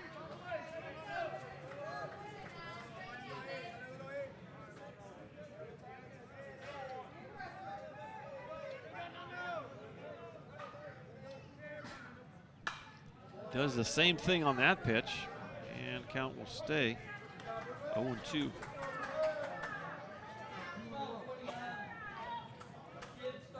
Cougars have won 4 games in a row. They're 13-14 at home, 10-12 on the road. Pop up, and Coveney coming in at third base makes the grab. 2 up and 2 down. That'll bring up Eric Martinez. Base hit to right in the first inning, struck out looking in the third. He's 1 for 2. The Cougars 13-14 at home this year, 10-12 on the road. They're 3-2 at neutral sites. Line shot and took the glove off of Bryce Coveney. Coveney dove to his left, and that ball was hit so hard it took his glove off. Infield single for Martinez. His glove rolled towards Lindweber at short. Lindweber actually picked the ball up, but no shot to get Martinez. Here's Zach Segrist. 1 for 2, a single to center, and a strikeout. And this one Coveney catches. He'll throw to Davis at second for the out. Well, no runs, 1 hit, 1 left. We go to the 6th inning, 7-2 Tyler.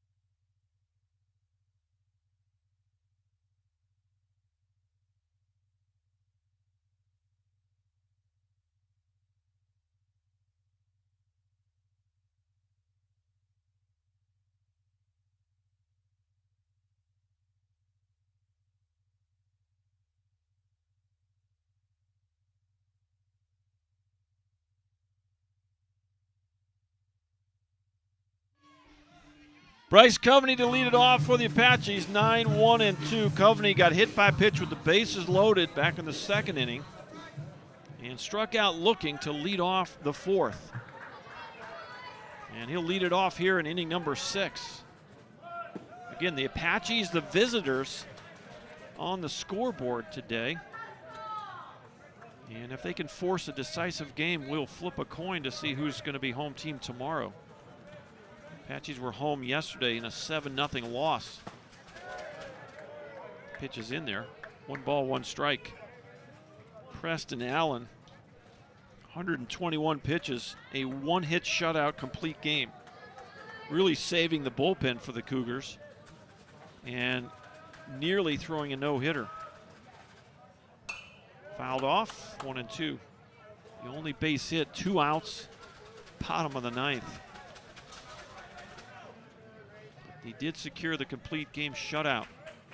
Haven't had a chance to look at the live chat in a while.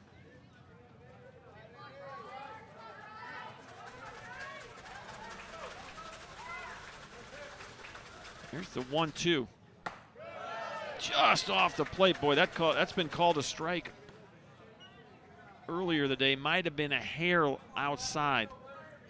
We have seen him go out there for both pitchers. Putnam family cheering on the Apaches from Prosper. Miss Areola checking in. Miss Bogue checking in from Waco today. High fly ball. Gonna drift foul. And out of play, back behind the Coastal Bend dugout. Miss Agason checking in from West Palm Beach today. Well, she just a traveler on that east coast of Florida. Miss Rester checking in from Enterprise, Alabama. I think that's and as Miss Riles is, go Apaches, watching from Huntsville, Alabama. I think that's some of the Wren family there. I don't know if the football game comes on next or not. Taha Ginny is asking. I don't know. It is possible. There are times where we can have multiple broadcasts on the YouTube channel. I know we've done it with basketball earlier in the year. High, deep, but way foul. And Coveney hanging tough here with a good at bat. Mr. Wilson checking in, rooting for the Cougars. Appreciate that on the live chat. Keep them coming. Glad y'all are watching from wherever you are today. Game 2 here of this District C Championship Series in Tyler, Texas at Mike Carter Field. Dr. John Groth with you. The next 2-2 pitch off the plate. And Coveney has worked a full count. This next pitch will be pitch number 7 of the at-bat. Actually number 8, pitch number 8 of the at-bat. From the stretch, Isaiah Rodriguez. Another foul ball. Well, what you do here is you just, Rodriguez is out there talking to himself, trying to get this 9-hitter Bryce Coveney out. And Coveney, a scrappy at bat, forcing Rodriguez to throw pitch after pitch here, and just forces him to work a little harder. The next 3-2 pitch, ball 4. What a great at bat by Bryce Coveney. First walk for Rodriguez. And that's just, let's see, 3 is 2. I think unofficially third walk for Coastal pitching today. So both, all the pitchers, Coastal has used 3 pitchers, and of course Cooper Rawls still in the game for the Apaches. Not a lot of walks in today's ball game by either pitching staff. So top of the lineup, Jacob Johnson for the 4th time. Right down the middle, strike 1.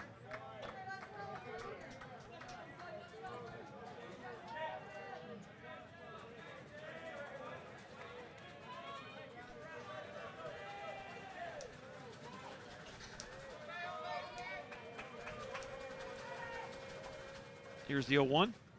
That ball's well hit to right. Playing deep, though, is Segrest. He'll make the catch. He'll try to throw behind the runner. And hustling back is Bryce Coveney. Boy, that ball was smoked off the bat of Johnson, but they had Zach Segrest positioned perfectly right at the warning track, and he'll make the catch. So 2 outs, or actually that's the first out, excuse me. Dalton Davis now for the 4th time. 2 for 2. A single, a double, and a sacrifice fly and an RBI. And boy, it would really help the cause if Dalton Davis starts heating up. He got the only hit of the ball game yesterday with 2 outs in the 9th. A little check swing, half swing, blooper over Davenport's head, and Segrist came running in, almost made a great catch. Line drive, left field, that's deep, and caught! Robert Mendita, a jumping catch on the warning track, takes a double away from Dalton Davis. Boy, nice play there. And Boy, the Cougars have flashed the leather in these first 2 ball games. That was a ball, another well-hit ball. 2 line drives in a row by the Apache hitters. Johnson drilled one to right, and now Davis to left. And here's Vega. 2 for 3 for the big fella. Got an RBI. He flew out to center his last time up. A single in the first, a double in the second. There goes Coveney. Wild pitch. It'll be a stolen base for Bryce Coveney. Well, you're trying to add on to a 7-2 lead here in the 6th inning.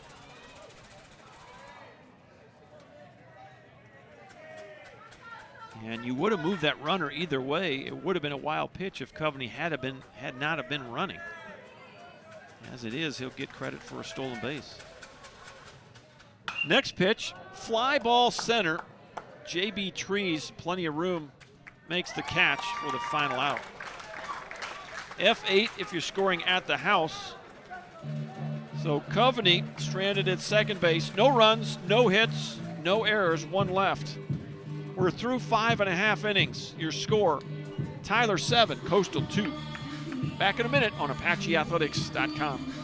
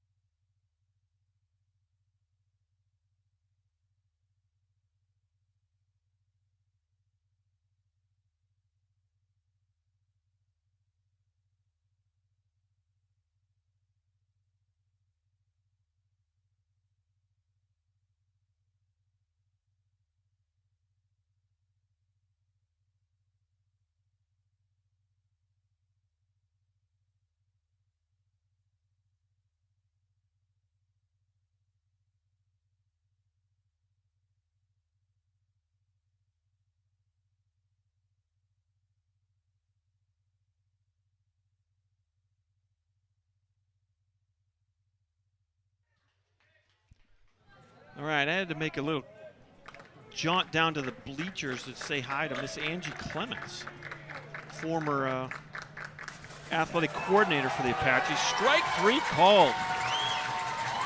And Whitaker can't believe it.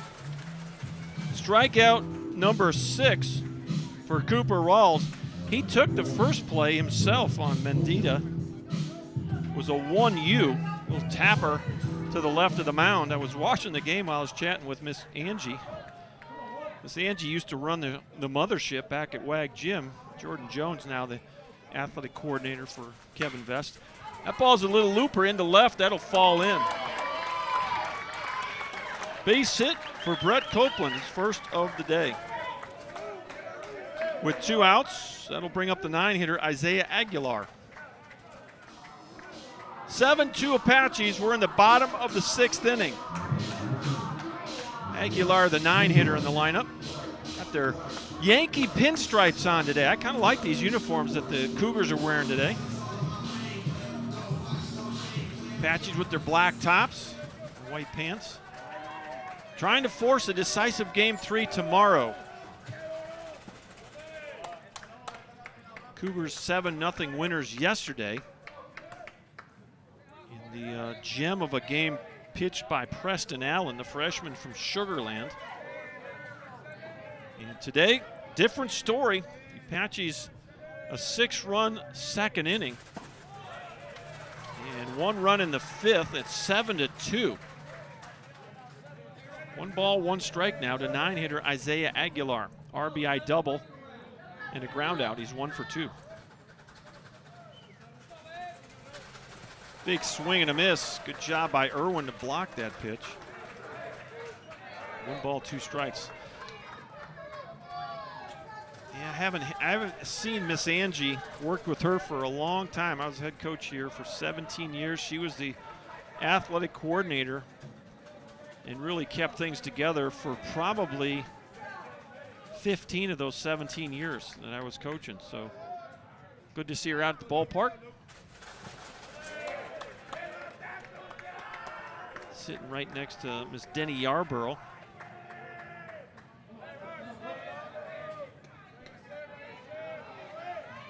Two balls, 2 strikes, 2 outs. Isaiah Aguilar. Cooper Rawls on the mound. Swing and a miss. Nice job by Irwin. He'll throw it down to Miggy for out number 3. 7 strikeouts for Cooper Rawls. He's now thrown 105 pitches. And we will go to the top of the 7th. Tyler leads it by 5.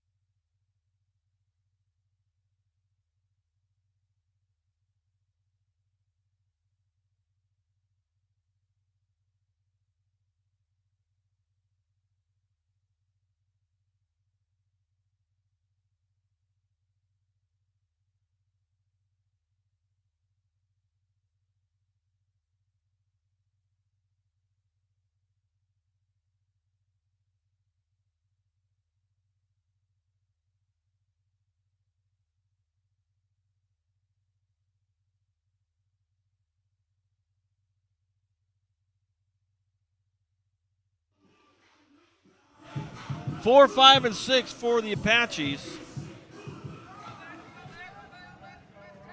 Robert Hines deleted off. 0 for 3 in this ball game. Hines, a couple of grounders to second, fly ball to right. Isaiah Rodriguez chewing up some innings for the Cougars. High pop-up right side. Sepulveda coming in foul territory makes the grab for out number 1.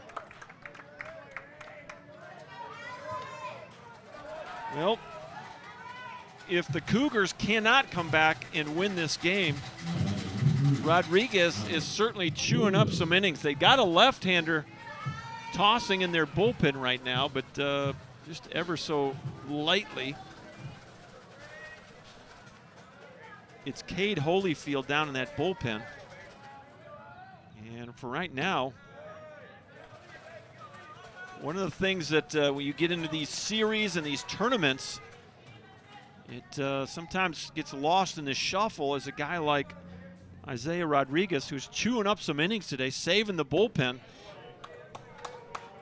for a potential Game 3 here. And the longer he stays in the game, the less the Cougars have to use bullpen. And go into tomorrow's decisive game if it gets to that with a few more arms. 1-1 pitch. That almost hit Alec Williams.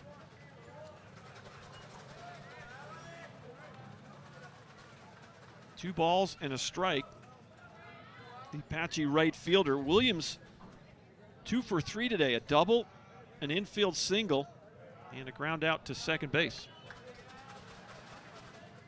2-1 pitch in there for a strike. It's 2-2.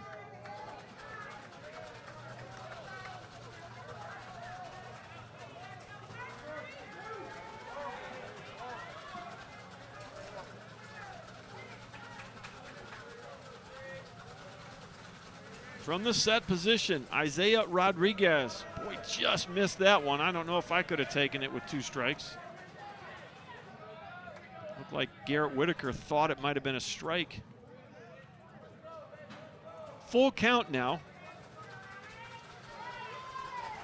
on Alec Williams.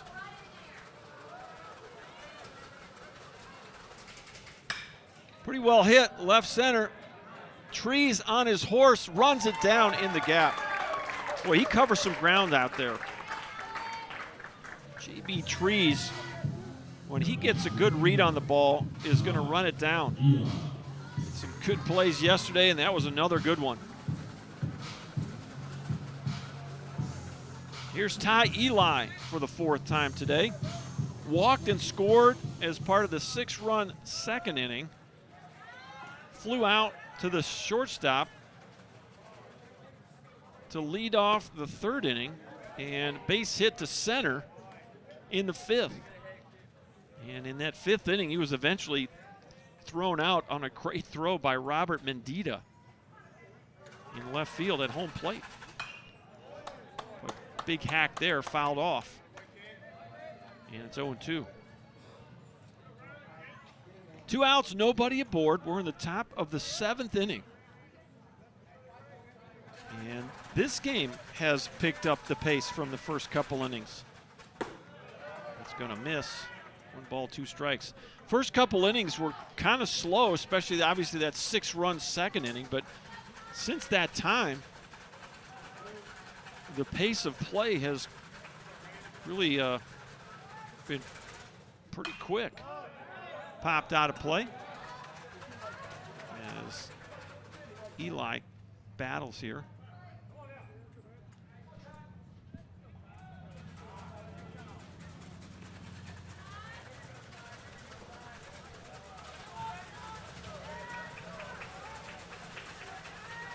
Here's the next 1-2 pitch from Rodriguez. High and away. Counts even.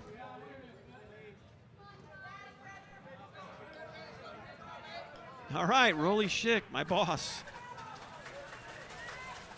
He's mowing the back 40. Base hit by Eli into right field.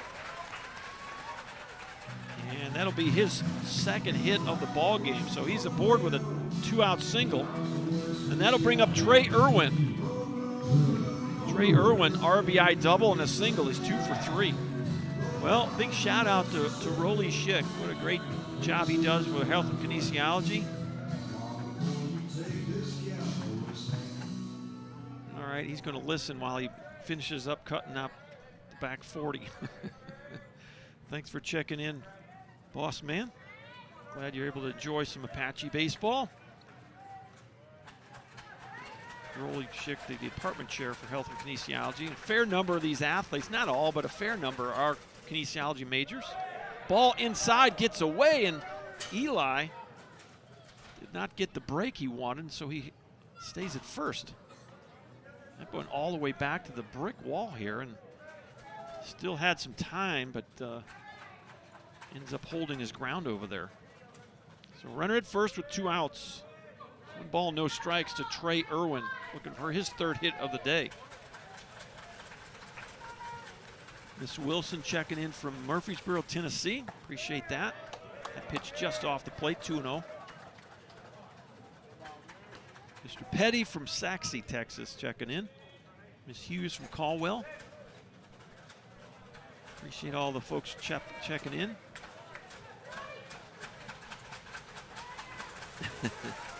Yeah, I turned the audio off as I went down and visited with a former colleague of mine. Haven't seen her, Miss Angie Clemens, down there. Has come out to the ballpark today, so probably should have flipped the crowd mic on so that you could at least hear what was going on. But my apologies for the silence for a moment. 3-0 pitch in there for a strike. What a great environment Mike Carter Field is to watch a game, to play a game. It's a great place to teach the game. I taught here for 17 years, and 3 batting cages, 4 bullpen mounds, a great playing surface here.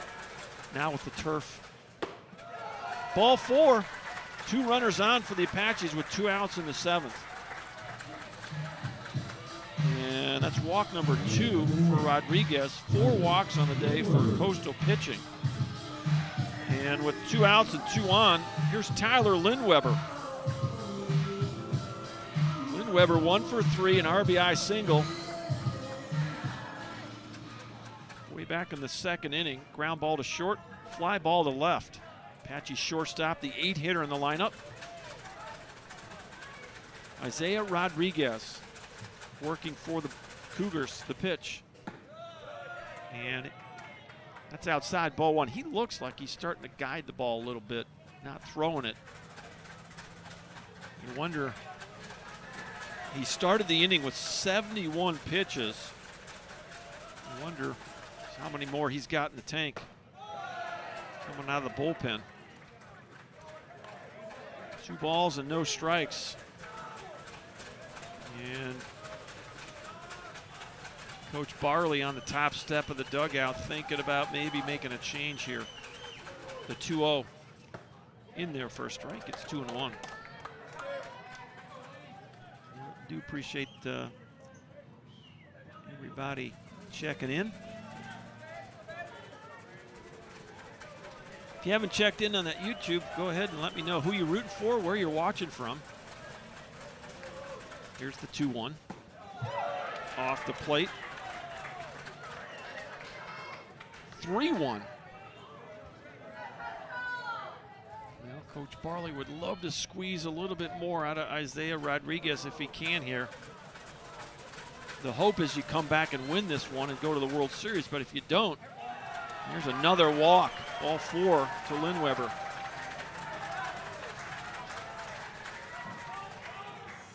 And there you go. Coach Barley has seen enough. Bases loaded, 2 outs. Coveney comes to the plate, and we're going to have a new pitcher. So that'll be all for Isaiah Rodriguez. Really good job by Rodriguez to chew up some innings for the Cougars. He's getting some props on the mound before he comes out. Coach Barley's waiting for the new pitcher. We'll let you know who it is when we return.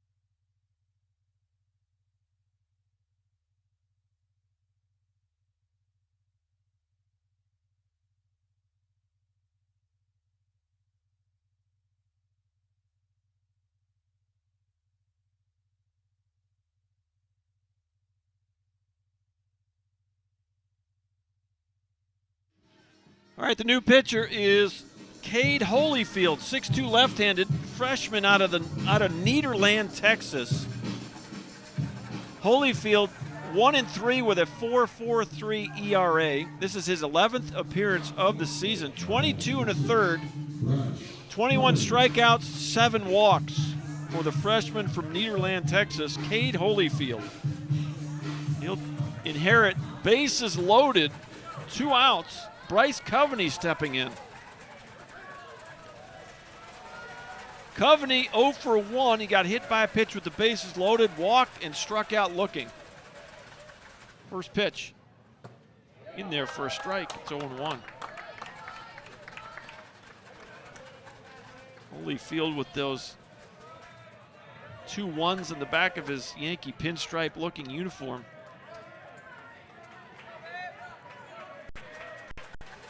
He has worked ahead of Coveney here, 0-1 from the set position. The pitch in there for a strike, 0-2. Ty Eli, a 2-out single, is at third base. Irwin walked, he's at second, and Lindweber walked, he's at first. Bryce Coveney in a hole at 0-2 here, the 9-hitter in the Apache lineup. The pitch. Fouled off to the right side. We'll do it again.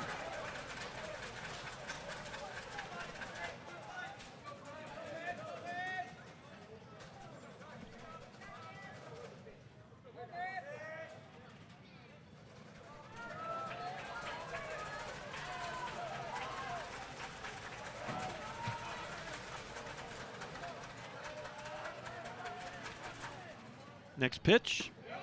Oh, just off the plate. Well, I couldn't have taken it with 2. Coveney gets the call as Garrett Whitaker looks into the Coastal Bend dugout.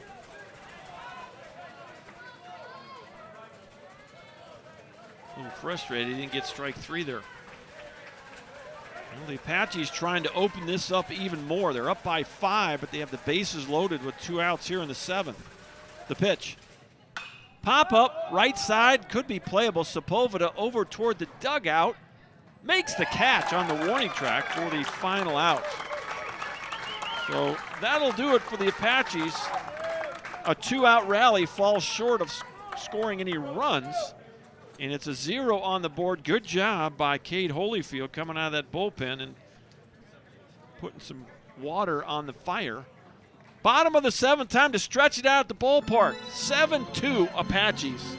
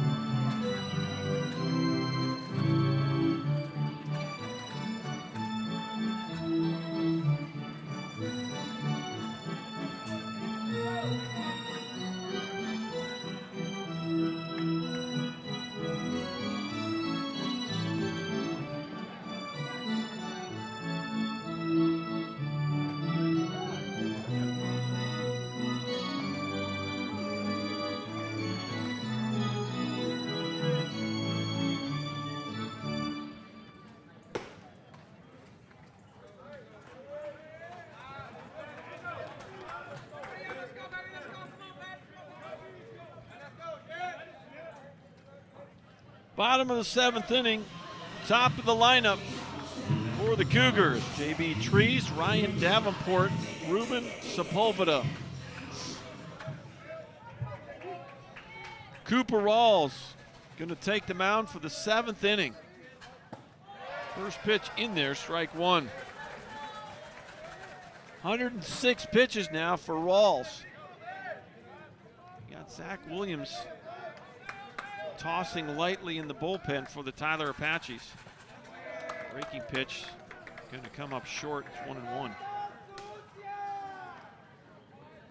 You know, Rawls has done a really good job today 106 pitches, 76 of them for strikes. 1-1. Ground ball to third. Coveney gloves it. Nice play by Bryce Coveney. As he reaches to his left, makes the grab. Throws over to Vega at first, 1 out. Here's Ryan Davenport. Boy, this is an important inning for the Apaches. As if you can keep these guys from getting on, you may not have to come back through the top of this lineup.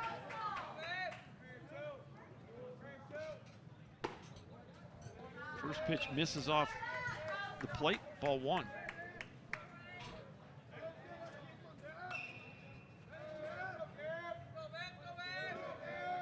Here's the 1-0.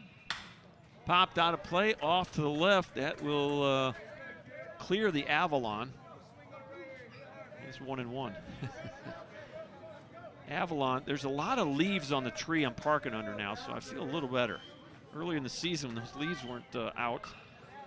It was just under the limbs. And the ball could get through the limbs to my car, but I feel a little bit better today back behind that third base dugout. 2 balls and a strike now to Ryan Davenport. 1 for 3 on the day. Infield single to go with a couple of ground balls to short. 2-1 now to the Cougars' second baseman. Again, really a nice day yesterday for Davenport. He was right in the middle of a bunch of the offense for the Cougars. Fouled off, that's going to go off to our left. We are right adjacent to the Tyler Rose Garden, Rose Football Stadium and Harvey Convention Center. Mike Carter Field, part of the Rose City Complex here in the western part of the city, about a mile inside the West Loop. Another foul ball off to the left. It's going to get over the bleachers and into that maintenance area, and it'll never be seen again. 3 balls and 2 strikes. It's going to be pitch number 7. Off the plate, ball 4. Davenport draws the walk. That's something that Cooper Rawls has stayed away from. And I don't know, unofficially, that's the first walk of the day for Cooper Rawls. I don't see another walk on my score sheet, so a really efficient pitching today by Cooper Rawls. Here's Ruben Sepulveda. Breaking pitch, splits the plate in half, 0-1.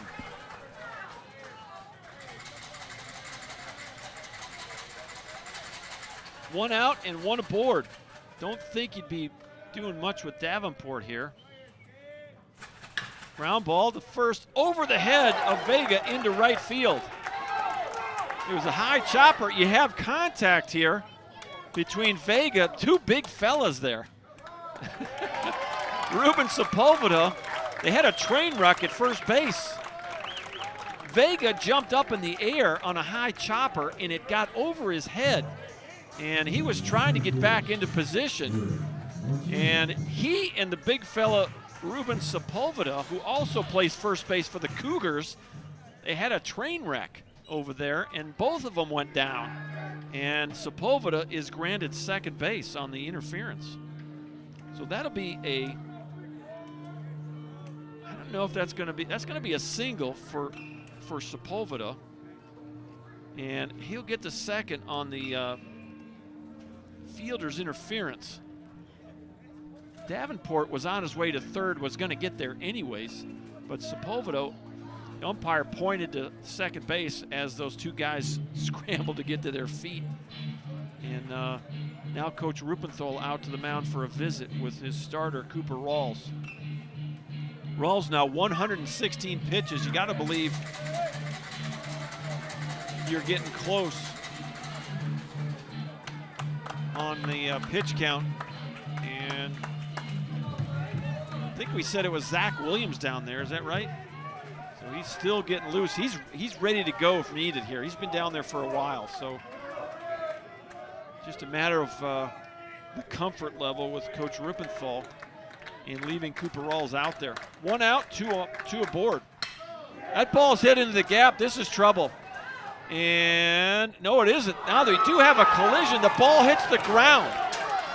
And here comes the second runner to the plate. He's going to be out. Boy, what a great play. And boy, you got Alec Williams stretched out in the outfield. All kinds of things going on there as the trainers run out to attend to Alec Williams. And we almost had a collision earlier in this game. And that ball hung up. It hung up. I thought for sure it was getting to the gap. And it fell to the, I don't know who had it in the glove. I don't know if it was Williams or Johnson. Somebody had it in the glove, and when they collided, the ball came out of the glove. It fell to the ground. Jacob Johnson picked it up and quickly got it into the relay man, who threw the runner out at the plate. Davenport scored easily on that, but Sepulveda was thrown out on the relay. That would be 8 to probably 6 to 2. And now you're concerned about Alec Williams, who's still on his back out there. Coach Wren making the long walk out there to see if he's all right. And boy, a lot of action on that play. RBI double for Martinez. You knew off the bat it was going to have a chance to get to the gap. And it got to the gap, but at the same moment, both Alec Williams and Jacob Johnson got to the gap together, and they had a collision. And boy, these collisions can be pretty devastating, so we'll see. Right now, the student trainers out there attending to Alec Williams. He's going to sit up now, which is a good sign. And Coach Wren out there taking it all in, trying to make sure that his right fielder, Alec Williams, is okay. We'll take a bit of a break here as they attend to Alec Williams. You might have to have a substitution here. I think, I don't know if Trace Thomas is down there tossing right now just to be ready if he's called upon to go into the ball game. We'll take a break here, and hopefully Alec Williams will be able to continue in the ball game. Back in just a minute.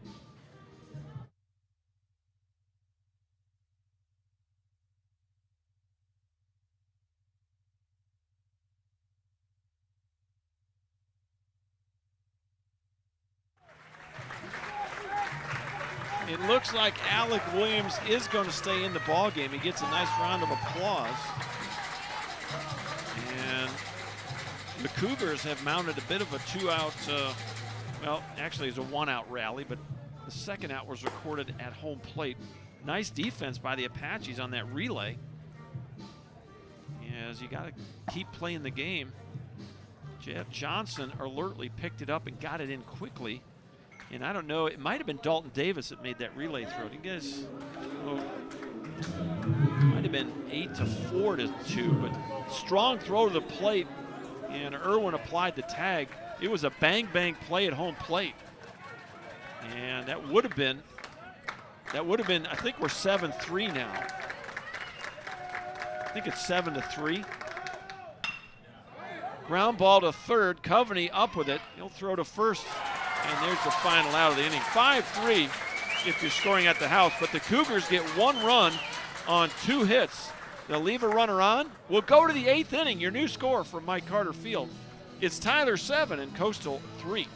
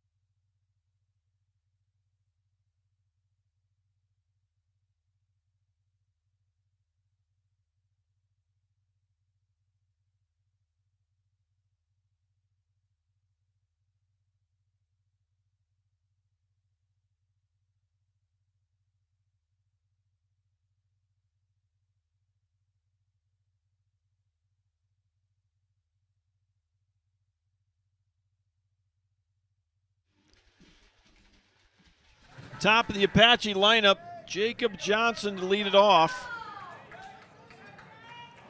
Top of the 8th inning. The Apaches, the visitors on the scoreboard here in Game 2 of this NJCAA District C Championship Series. Cougars won yesterday by a score of 7-0. Preston Allen, a one-hit complete game shutout. First pitch misses, 1-0. Ground ball, right side. Davenport sliding, can't make the play. I'm going to give that a hit. We'll see what Ed does down in the dugout, but I don't know. He did all he could do to get over there. Infield single. We'll see. Yep, they gave him a hit, so that's going to be 12 on the day for the Apaches. Dalton Davis had a nice day. He's 2 for 3. A single, a double. He got robbed last time up. Would have been his second double of the ball game by Robert Mendita in left field. First pitch catches a corner, strike 1. A single, a double, a sac fly, RBI. Last time up hit a line drive to left.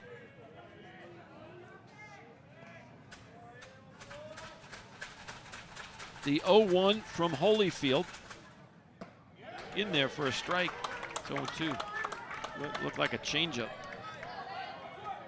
Cade Holyfield, 6'2" left-hander, a freshman from Nederland.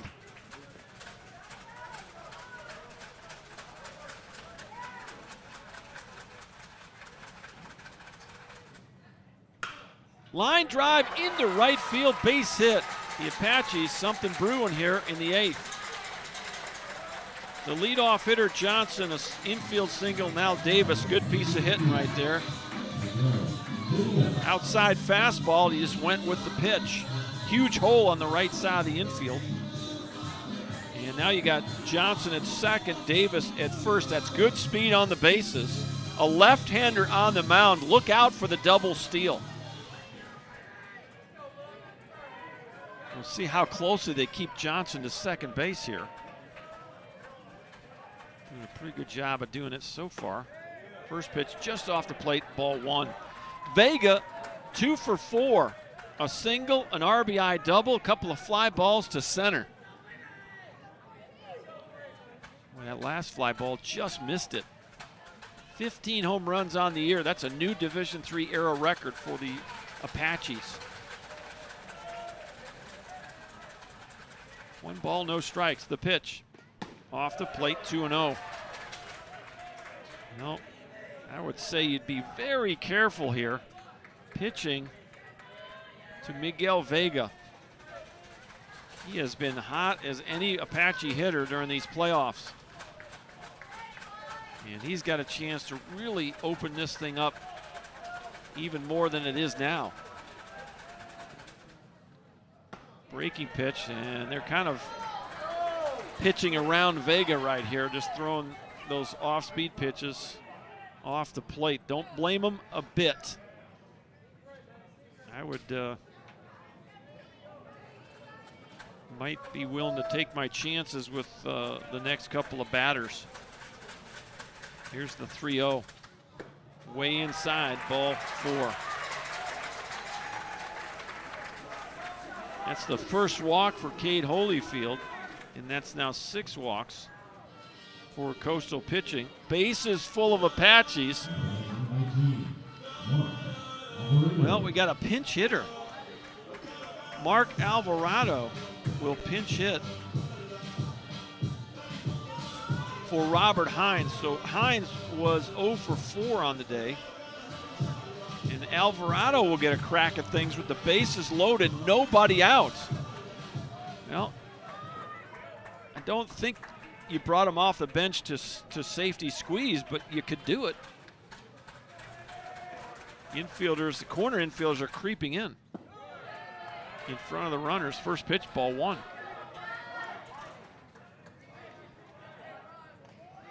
Well, you're down 4 in the 8th. I don't know about, I might be bringing the infield in here. They're conceding the run up the middle. They're already down 4. Breaking pitch catches the corner. 1 ball, 1 strike.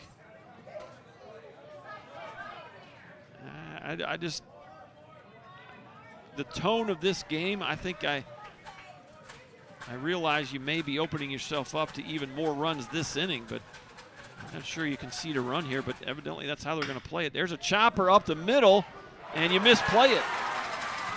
2 runs are going to score, and it's 9-3 Apaches. High chopper over the mound. Alvarado, we'll see how Ed scores it down there. Thought it was a play. That was double play all the way there. And Brett Copeland just misplayed it up the middle. Didn't quite get the glove on it cleanly. He got it off the glove. And see how they're going to score it. They're going to give him a single. And he'll get a single up the middle and 2 RBIs. I'm not sure I agree with the call on the scoring, but it doesn't matter.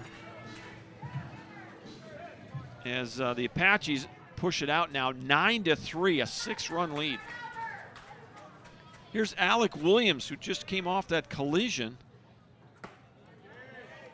First pitch in there, strike 1. You got the left-on-left matchup. Left-handed pitcher Cade Holyfield on the mound for the Cougars, and the left-handed batting Alec Williams.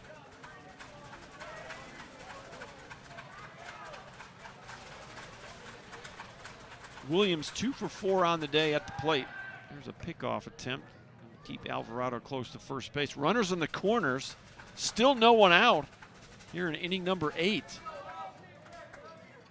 Well, if you had the infield in there, that might have been a clean single. As it was with Copeland back, he was able to get the glove on it, but couldn't secure the baseball. That pitch is in there. It's 0-2.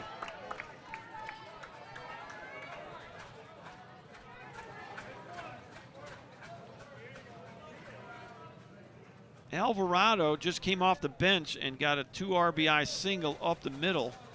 He's at first base. Dalton Davis is over at third. Alec Williams, the left-handed batting right fielder, at the plate with an 0-2 count, and he hit him right off the rear end. And he'll jog down to first base, and the bases are loaded.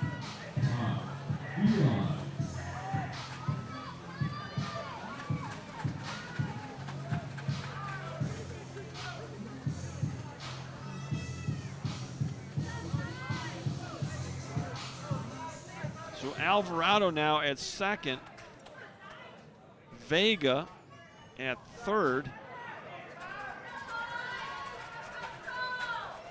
and Williams at first for Ty Eli.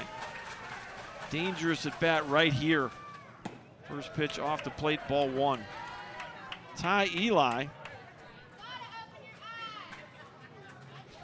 is 2 for 3 today. Couple of singles, 1 to center, 1 to right. He walked and scored back in the second inning, flew out to the shortstop, and since then has gone 2 for 2. Just on the outside part of the plate, and Garrett Whitaker's making no bones about it. He thought that was a strike. Walks the ball about a third of the way out to the mound and makes a little toss to Cade Holyfield, shrugging his shoulders, coming back and squatting down. 2 balls and no strikes. The pitch. Well hit, left field, deep enough to score a run. Mendita makes the catch. He'll throw to the plate. Boy, he's got a good arm. Not in time to get Vega, and he'll tag up with run number 3 of the inning. Sac fly for Ty Eli.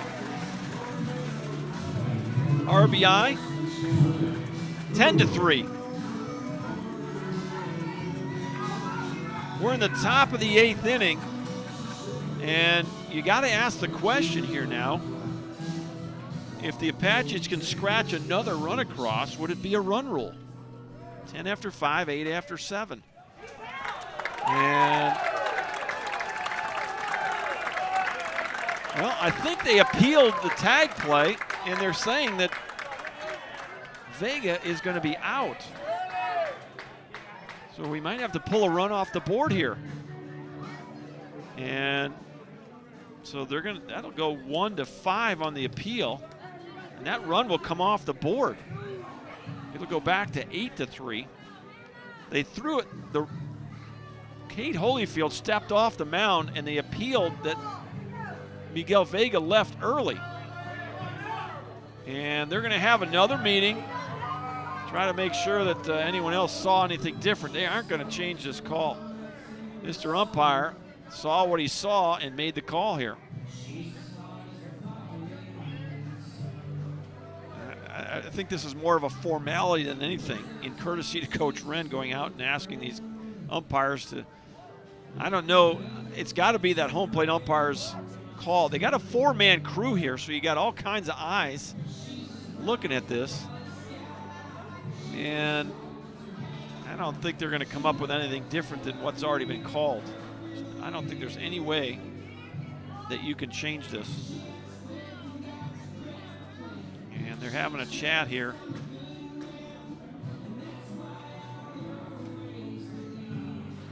And they're going to stay with the out call. So that'll take the run off the board. And so there's 2 outs in the inning. The sac fly and then the out at second, so that actually turns into not about a quasi double play. And you take the run, well, let's see, 1, 2. Would that run have made it 10? So is it 9 now? Okay. 9-3 is our score.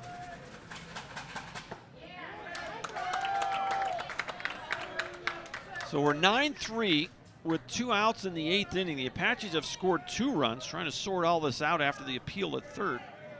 So Vega was called out on the appeal. That run taken off the board. We thought we had a sac fly, and that's going to take an RBI from Ty Eli. So no more sac fly for Eli. 0-1 pitch. Ball's high but shallow, left field. This is going to be Copeland, the shortstop, going out making the catch. And there's your final out of the 8th inning. The Apaches get 2 runs on 1, 2, 3 hits. And we'll go to the bottom of the 8th. Your new score from Tyler, Texas, it's Apaches 9 and Coastal Bend 3.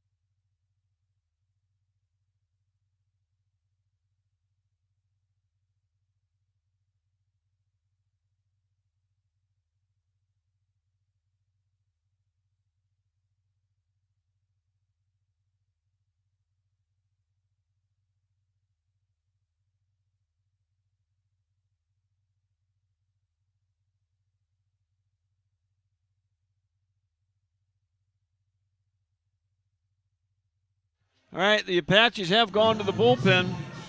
So Cooper Rawls out of the ball game, and it's now in the hands of Zach Williams, right-handed freshman from College Station, 6'1", 195. First pitch off the plate, ball 1. For Zach Williams, appearance number 19 of the season. It will tie him with Tom Simmons for tops on the club. He has started 5 ball games. In there for a strike.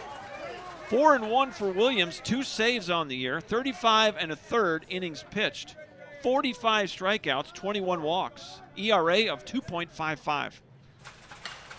Fouled off, 1 ball, 2 strikes. At the plate, Robert Mendita.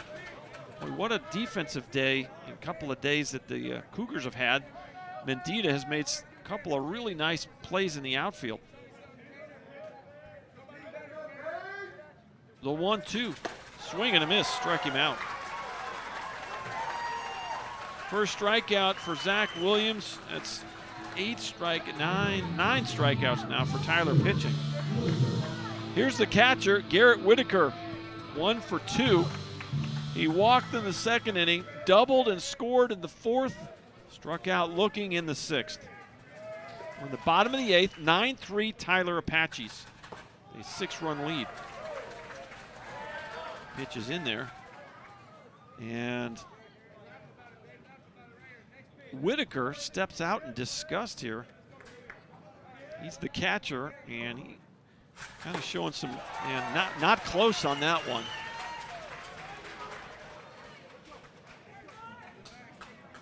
And Whitaker has taken himself out of this at bat. He didn't like the first call, stepped out of the box. The next one was by him before he could blink. And that one barely gets a piece of it. He's frustrated because he thinks that there's been a couple of calls, and there may have been, that he didn't get as a catcher, and now you get up there as a hitter, and sometimes you think, well, sometimes those catchers get a little more leeway on the strike zone when they're batting, but took exception to the first pitch of this at bat, and he has now worked it to a 1-2 count. Mendita struck out to lead the inning off. Zach Williams from the stretch. The pitch. Fouls it off. 1 ball, 2 strikes.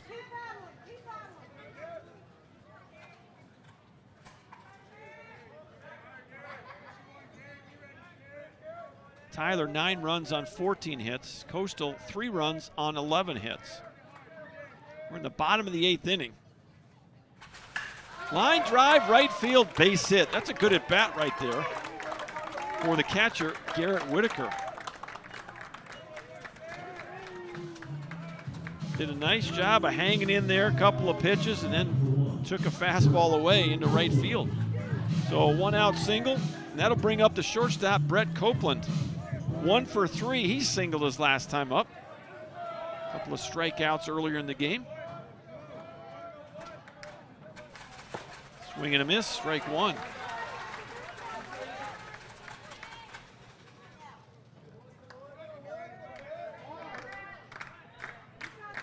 Zach Williams trying to shut this thing down for the Apaches, get them to a decisive game 3 tomorrow. Apaches can hold on here. We will play tomorrow at noon on the air. Stream will start at 11:30, pregame about 11:40. And that ball went off the bottom of the bat. Little break there for Williams as it ended up being a you're going to let the pitching coach look at that ball and throw it back to his own guy. Okay. Well, we got someone thrown in that bullpen down there. Adam Davis starting to get loose in the bullpen. Well, that tells me you might only give Zach Williams 1 inning here. We'll see how that goes. As Davis loosening in the Apache bullpen. The 1-2. Swing and a miss, struck him out. 2 strikeouts for Williams. 10 in the game for Tyler pitching. Rawls struck out 8 in his 7 innings of work.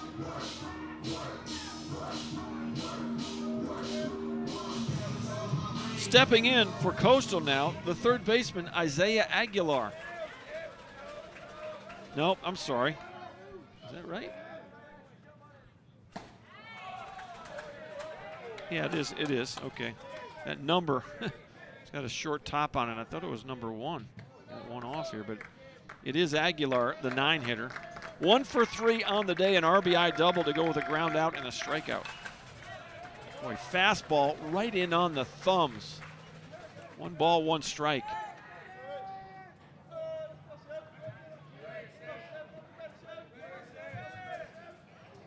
Vega having a chat with Whitaker over at first base a moment ago. The 1-1. Ball gets away. Down to second goes Whitaker. It's a wild pitch on a swing and a miss by Aguilar. Whitaker down to second. So that'll go as a wild pitch. Now you have a runner at second with 2 outs. And a 1-2 count on the 9-hitter Isaiah Aguilar. It was a breaking pitch in the dirt. Aguilar wasn't close. And neither was the pitch. Good movement on that breaking ball by Zach Williams. From the set, checks the runner. 1-2 pitch, fly ball center field. And Johnson on the warning track, up against the wall, made the grab. Really close to going off the wall, and I guess he picked it before it got to the wall. If that goes off the wall first, it's not a catch, but nice play in center field by Jacob Johnson, and he'll come running in, high-fiving his teammates, and more importantly, it's a 0 on the board. The Apaches will go to the 9th inning. It's 9-3 Tyler. Back in a minute.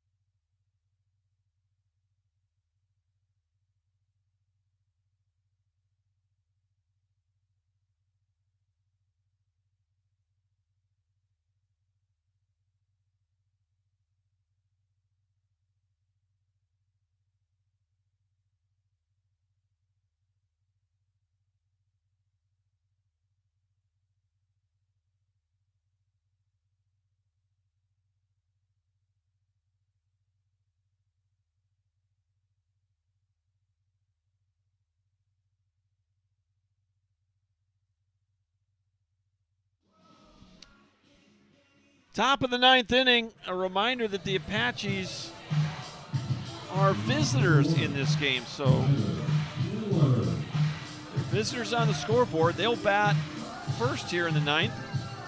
As they have the whole ball game. Lynn Weber, Coveney, and then back to the top at Jacob Johnson, 8-9-1. Trying to force a decisive game 3 tomorrow. First pitch, gonna miss, ball 1. Cade Holyfield on for his second inning of work. He threw 25 pitches in inning number 8. The Apaches were able to get a couple more runs. And now it's a 6-run lead. 9-14-0, 3-12-0. As we play on here in the top of the 9th, it's 2 balls and no strikes to Tyler Lindweber.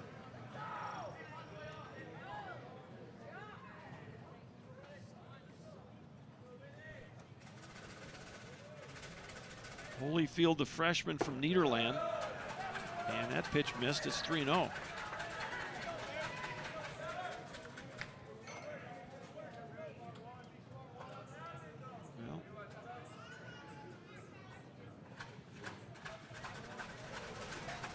you might, I don't know. The question might be, in my mind, are you going to stay with Zach Williams here for the 9th?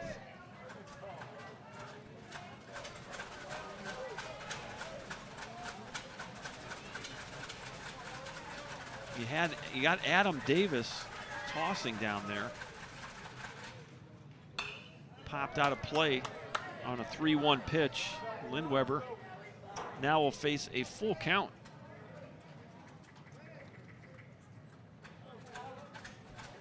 Lindweber 1 for 3, RBI single.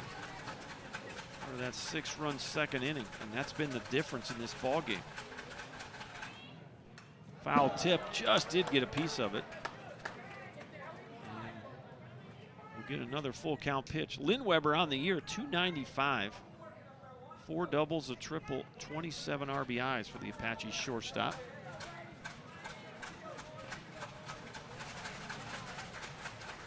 And it's going to be Cade Holyfield, the left-handed freshman from Nederland. The pitch struck him out. Swing and a miss. Lynn Weber goes down on strikes. That'll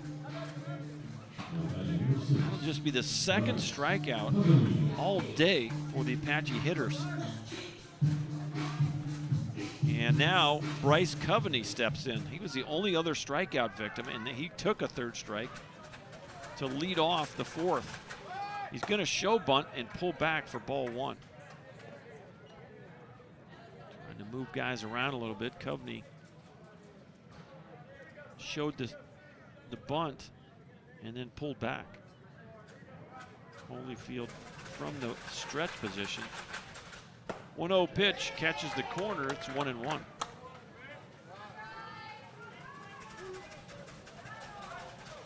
Well, Whitaker has caught both games for the Cougars. The energy on his tosses back are waning here. Get to the 9th inning. That ball's split the plate in half.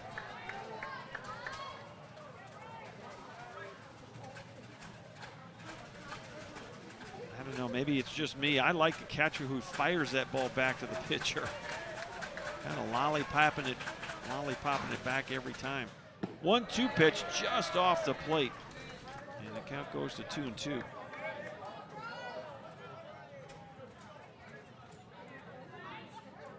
One out in the inning.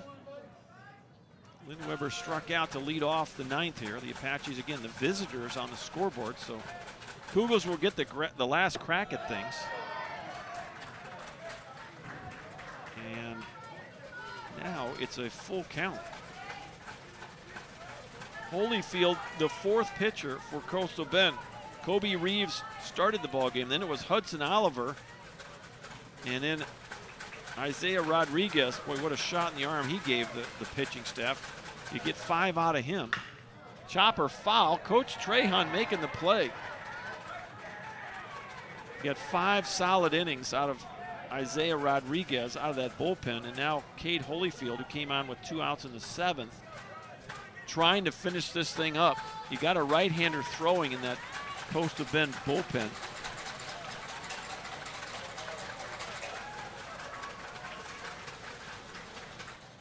Next pitch off the plate, ball 4.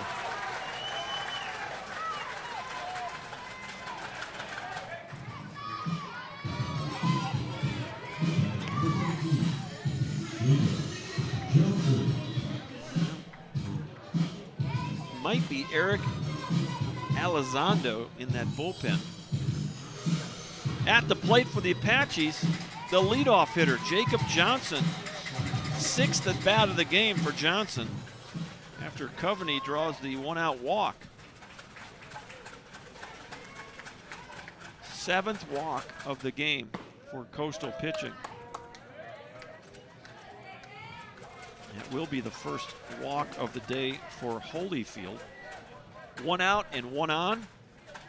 Johnson took a strike.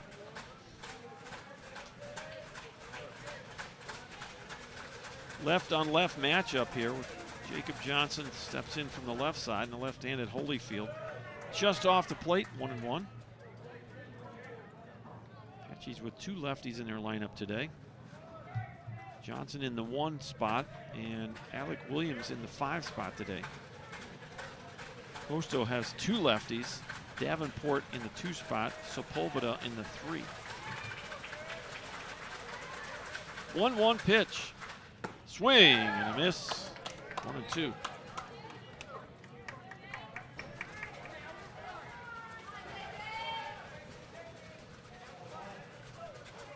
Well, the Apaches trying to hold on here. Lead it by 6 runs in the top of the 9th.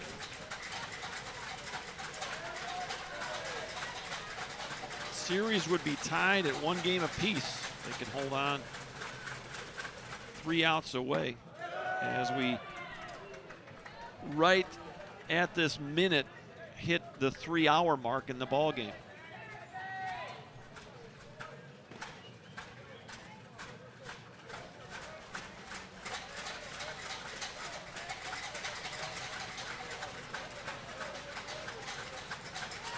Holyfield now 44 pitches. Fouled straight back. Pretty good swing by Johnson. Counts 2 balls and 2 strikes.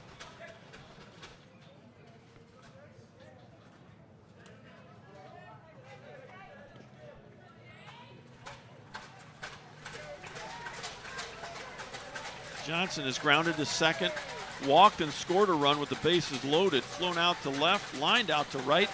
Infield single last time up to second base. Pop up left field could be playable. And boy, you run out of real estate over there. Good effort by Mendita, but he ran into that chain link down there and ran out of room to catch the ball.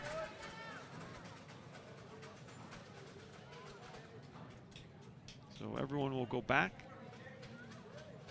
2 balls, 2 strikes to Jacob Johnson. Fouled that ball down the left field line.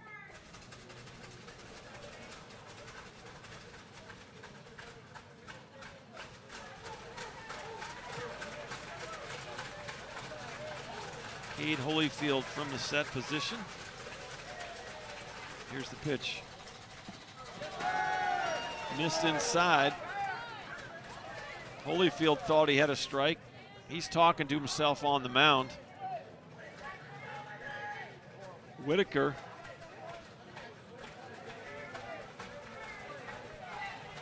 I think he, home plate umpire, getting an earful from Coach Barley out there. Full count, 1 out. There goes the runner.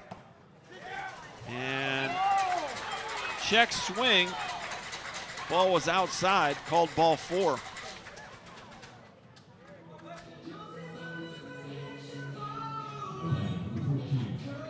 And Whitaker shaking his head at home plate, frustrated at the strike zone. And one of the things you don't need if you're Coastal here is some bad body language. These same 4 umpires likely to be out here tomorrow. 1 out, 2 on. Back-to-back walks. First pitch in there. Strike 1 to Dalton Davis.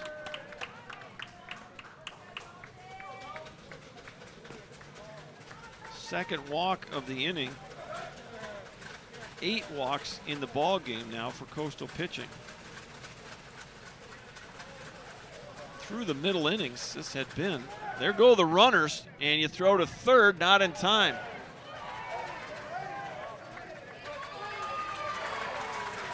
Somehow Coveney holds onto the bag. His hand goes flying by the third base bag on the steal, but did a nice job of body control there. Kept the left foot on the bag as the tag was applied by Aguilar at third.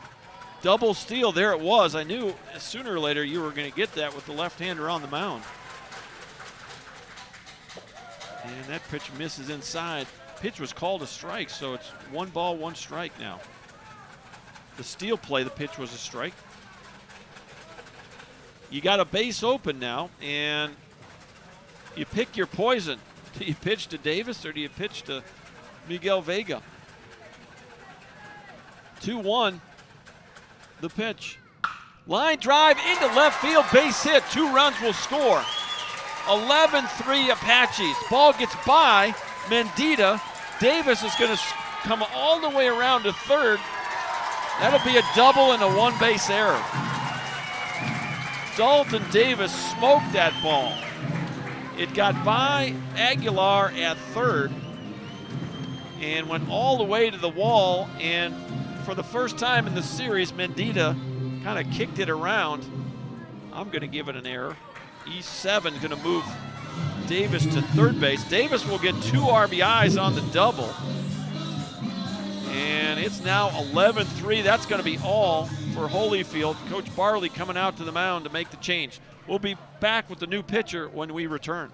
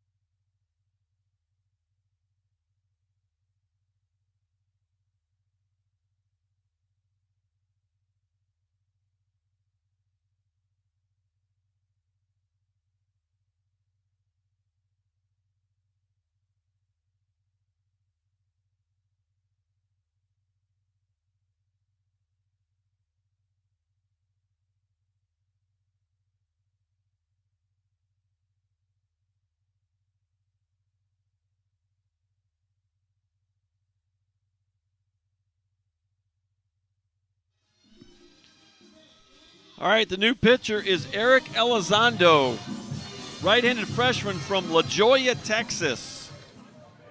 Elizondo 0-0 with a 11.57 ERA. First pitch in there, strike one to Vega. His 12th appearance of the year for Elizondo. 11 2/3, 10 strikeouts, and 20 walks. So Elizondo with some trouble on the command side of things. He's walking almost 2 an inning.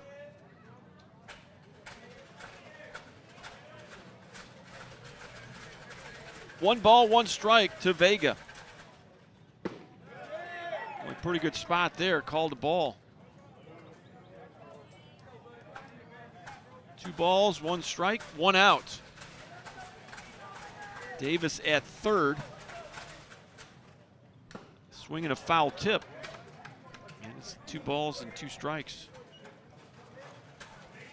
Miguel Vega,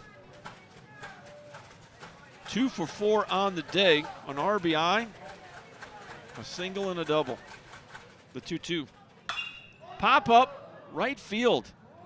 Segrist coming in on the run and makes the grab. Boy, a little snow cone, and they're going to say on the transfer, the tag, and Davis will come home to score the run. Well, he had a long run, and he made the catch. So Vega will get credit for a sac fly. The ball popped out of his glove when he was making the transfer. Vega will get his second RBI of the day. Good hustle by Dalton Davis to score from third base. Ball wasn't hit all that deep. By the time Segrist had run in, he wasn't that far out of the infield, but couldn't secure the baseball. It popped out of his glove, and the time he got in there, got the ball in, Davis had scored. This is Alvarado now for the second time. A pinch hit 2-run single his last time up. He's 1 for 1. He was pinch hitting for the DH, Robert Hines, in the 8th inning. That pitch is in there. 1 ball, 2 strikes.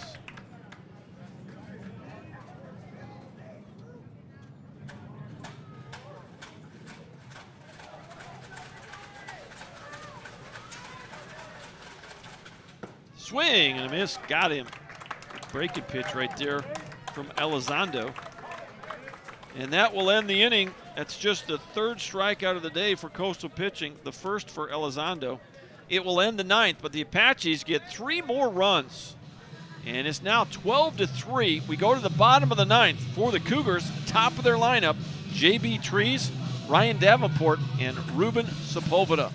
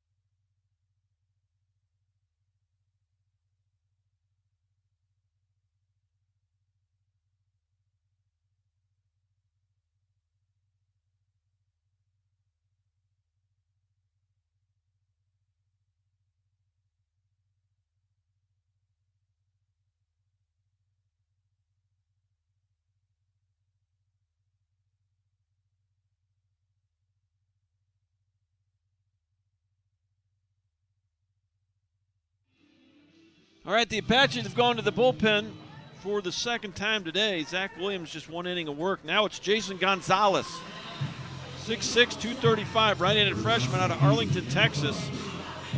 For Jason Gonzalez, 11th appearance of the year.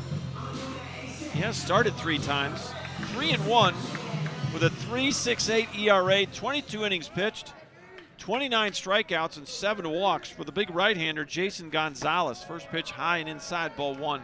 Top of the lineup for the Cougars, J.B. Trees. 1 for 4 in the ball game. They need base runners badly. They got to get 9 to tie it. The pitch is going to catch the corner, strike 1.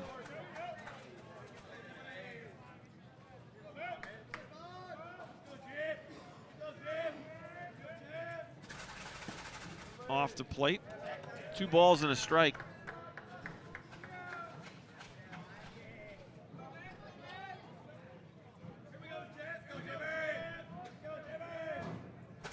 Next pitch fouled off, and the count evens.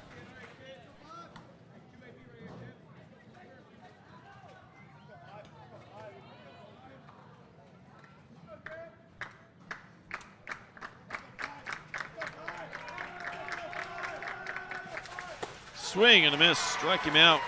Got him to chase a high fastball. First strikeout for Gonzalez. That's 11 strikeouts for Tyler pitching. Here's Ryan Davenport. 1 for 3, an infield single back in the second inning, couple of grounders to short. He walked and scored a run in the 7th.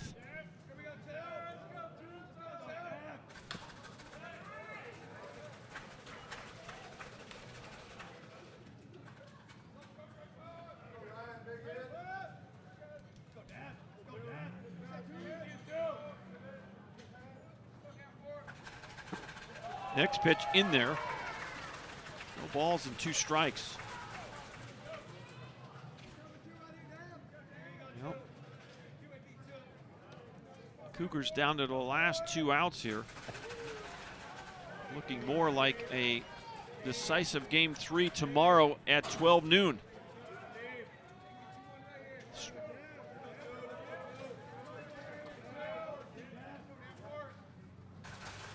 Ground ball, left side. Coveney fields it clean, throws across, 2 outs.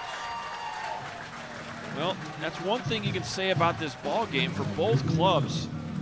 It flashed in the leather. Nice play over there by Coveney. Neither squad has made an error all day. Had plenty of offense, 26 hits between the 2 clubs. Actually 27. Apaches now 15 hits, 12 runs on 15 hits. Coastal 3 runs on 12 hits, and Coastal does have 1 error. That error in left field is the only blemish on the day. First pitch in there, strike 1. Down to your last out, the Cougars are. Ruben Sepulveda, 2 for 4 on the day. Outside corner, called a strike. It's 0-2. Well, you're down to your last strike. The Apache fans ready to celebrate, evening up the series. The pitch off the plate. 1 ball, 2 strikes. Good crowd on hand today. I anticipate we'll have another good one tomorrow. The 1-2 off the plate. Weather report for tomorrow. Pretty good throughout the daytime hours. There's a chance of rain later in the evening. A noon start should not have any problem. 2-2 pitch. Ground ball up the middle. And this is Lindweber ranging over, making the play, and there's your ball game. 3 up, 3 down, nothing across for the Cougars. They end up stranding 10 runners, 8 of them in scoring position. And Jason Gonzalez ends up throwing 15 pitches in his last inning of work. And this one is in the books.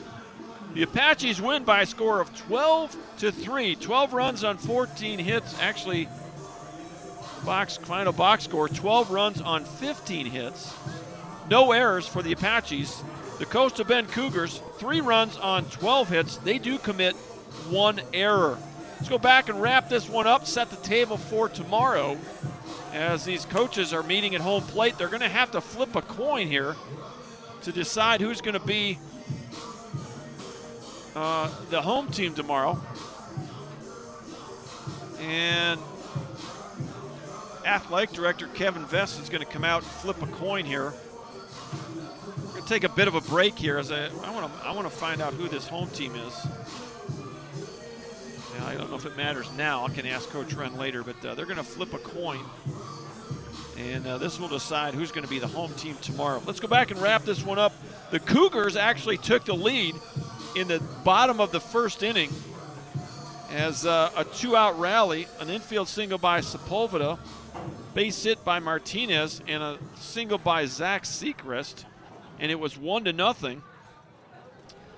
Coastal Bend, but the Apaches, a big 6-run second inning. That was the difference in this ball game. And boy, Alec Williams started that inning off with a big double, a walk to Eli, Irwin single to center, an RBI single by Lynn Weber. Coveney got hit by a pitch with the bases loaded, and they're about to flip the coin here. I'm gonna call it, and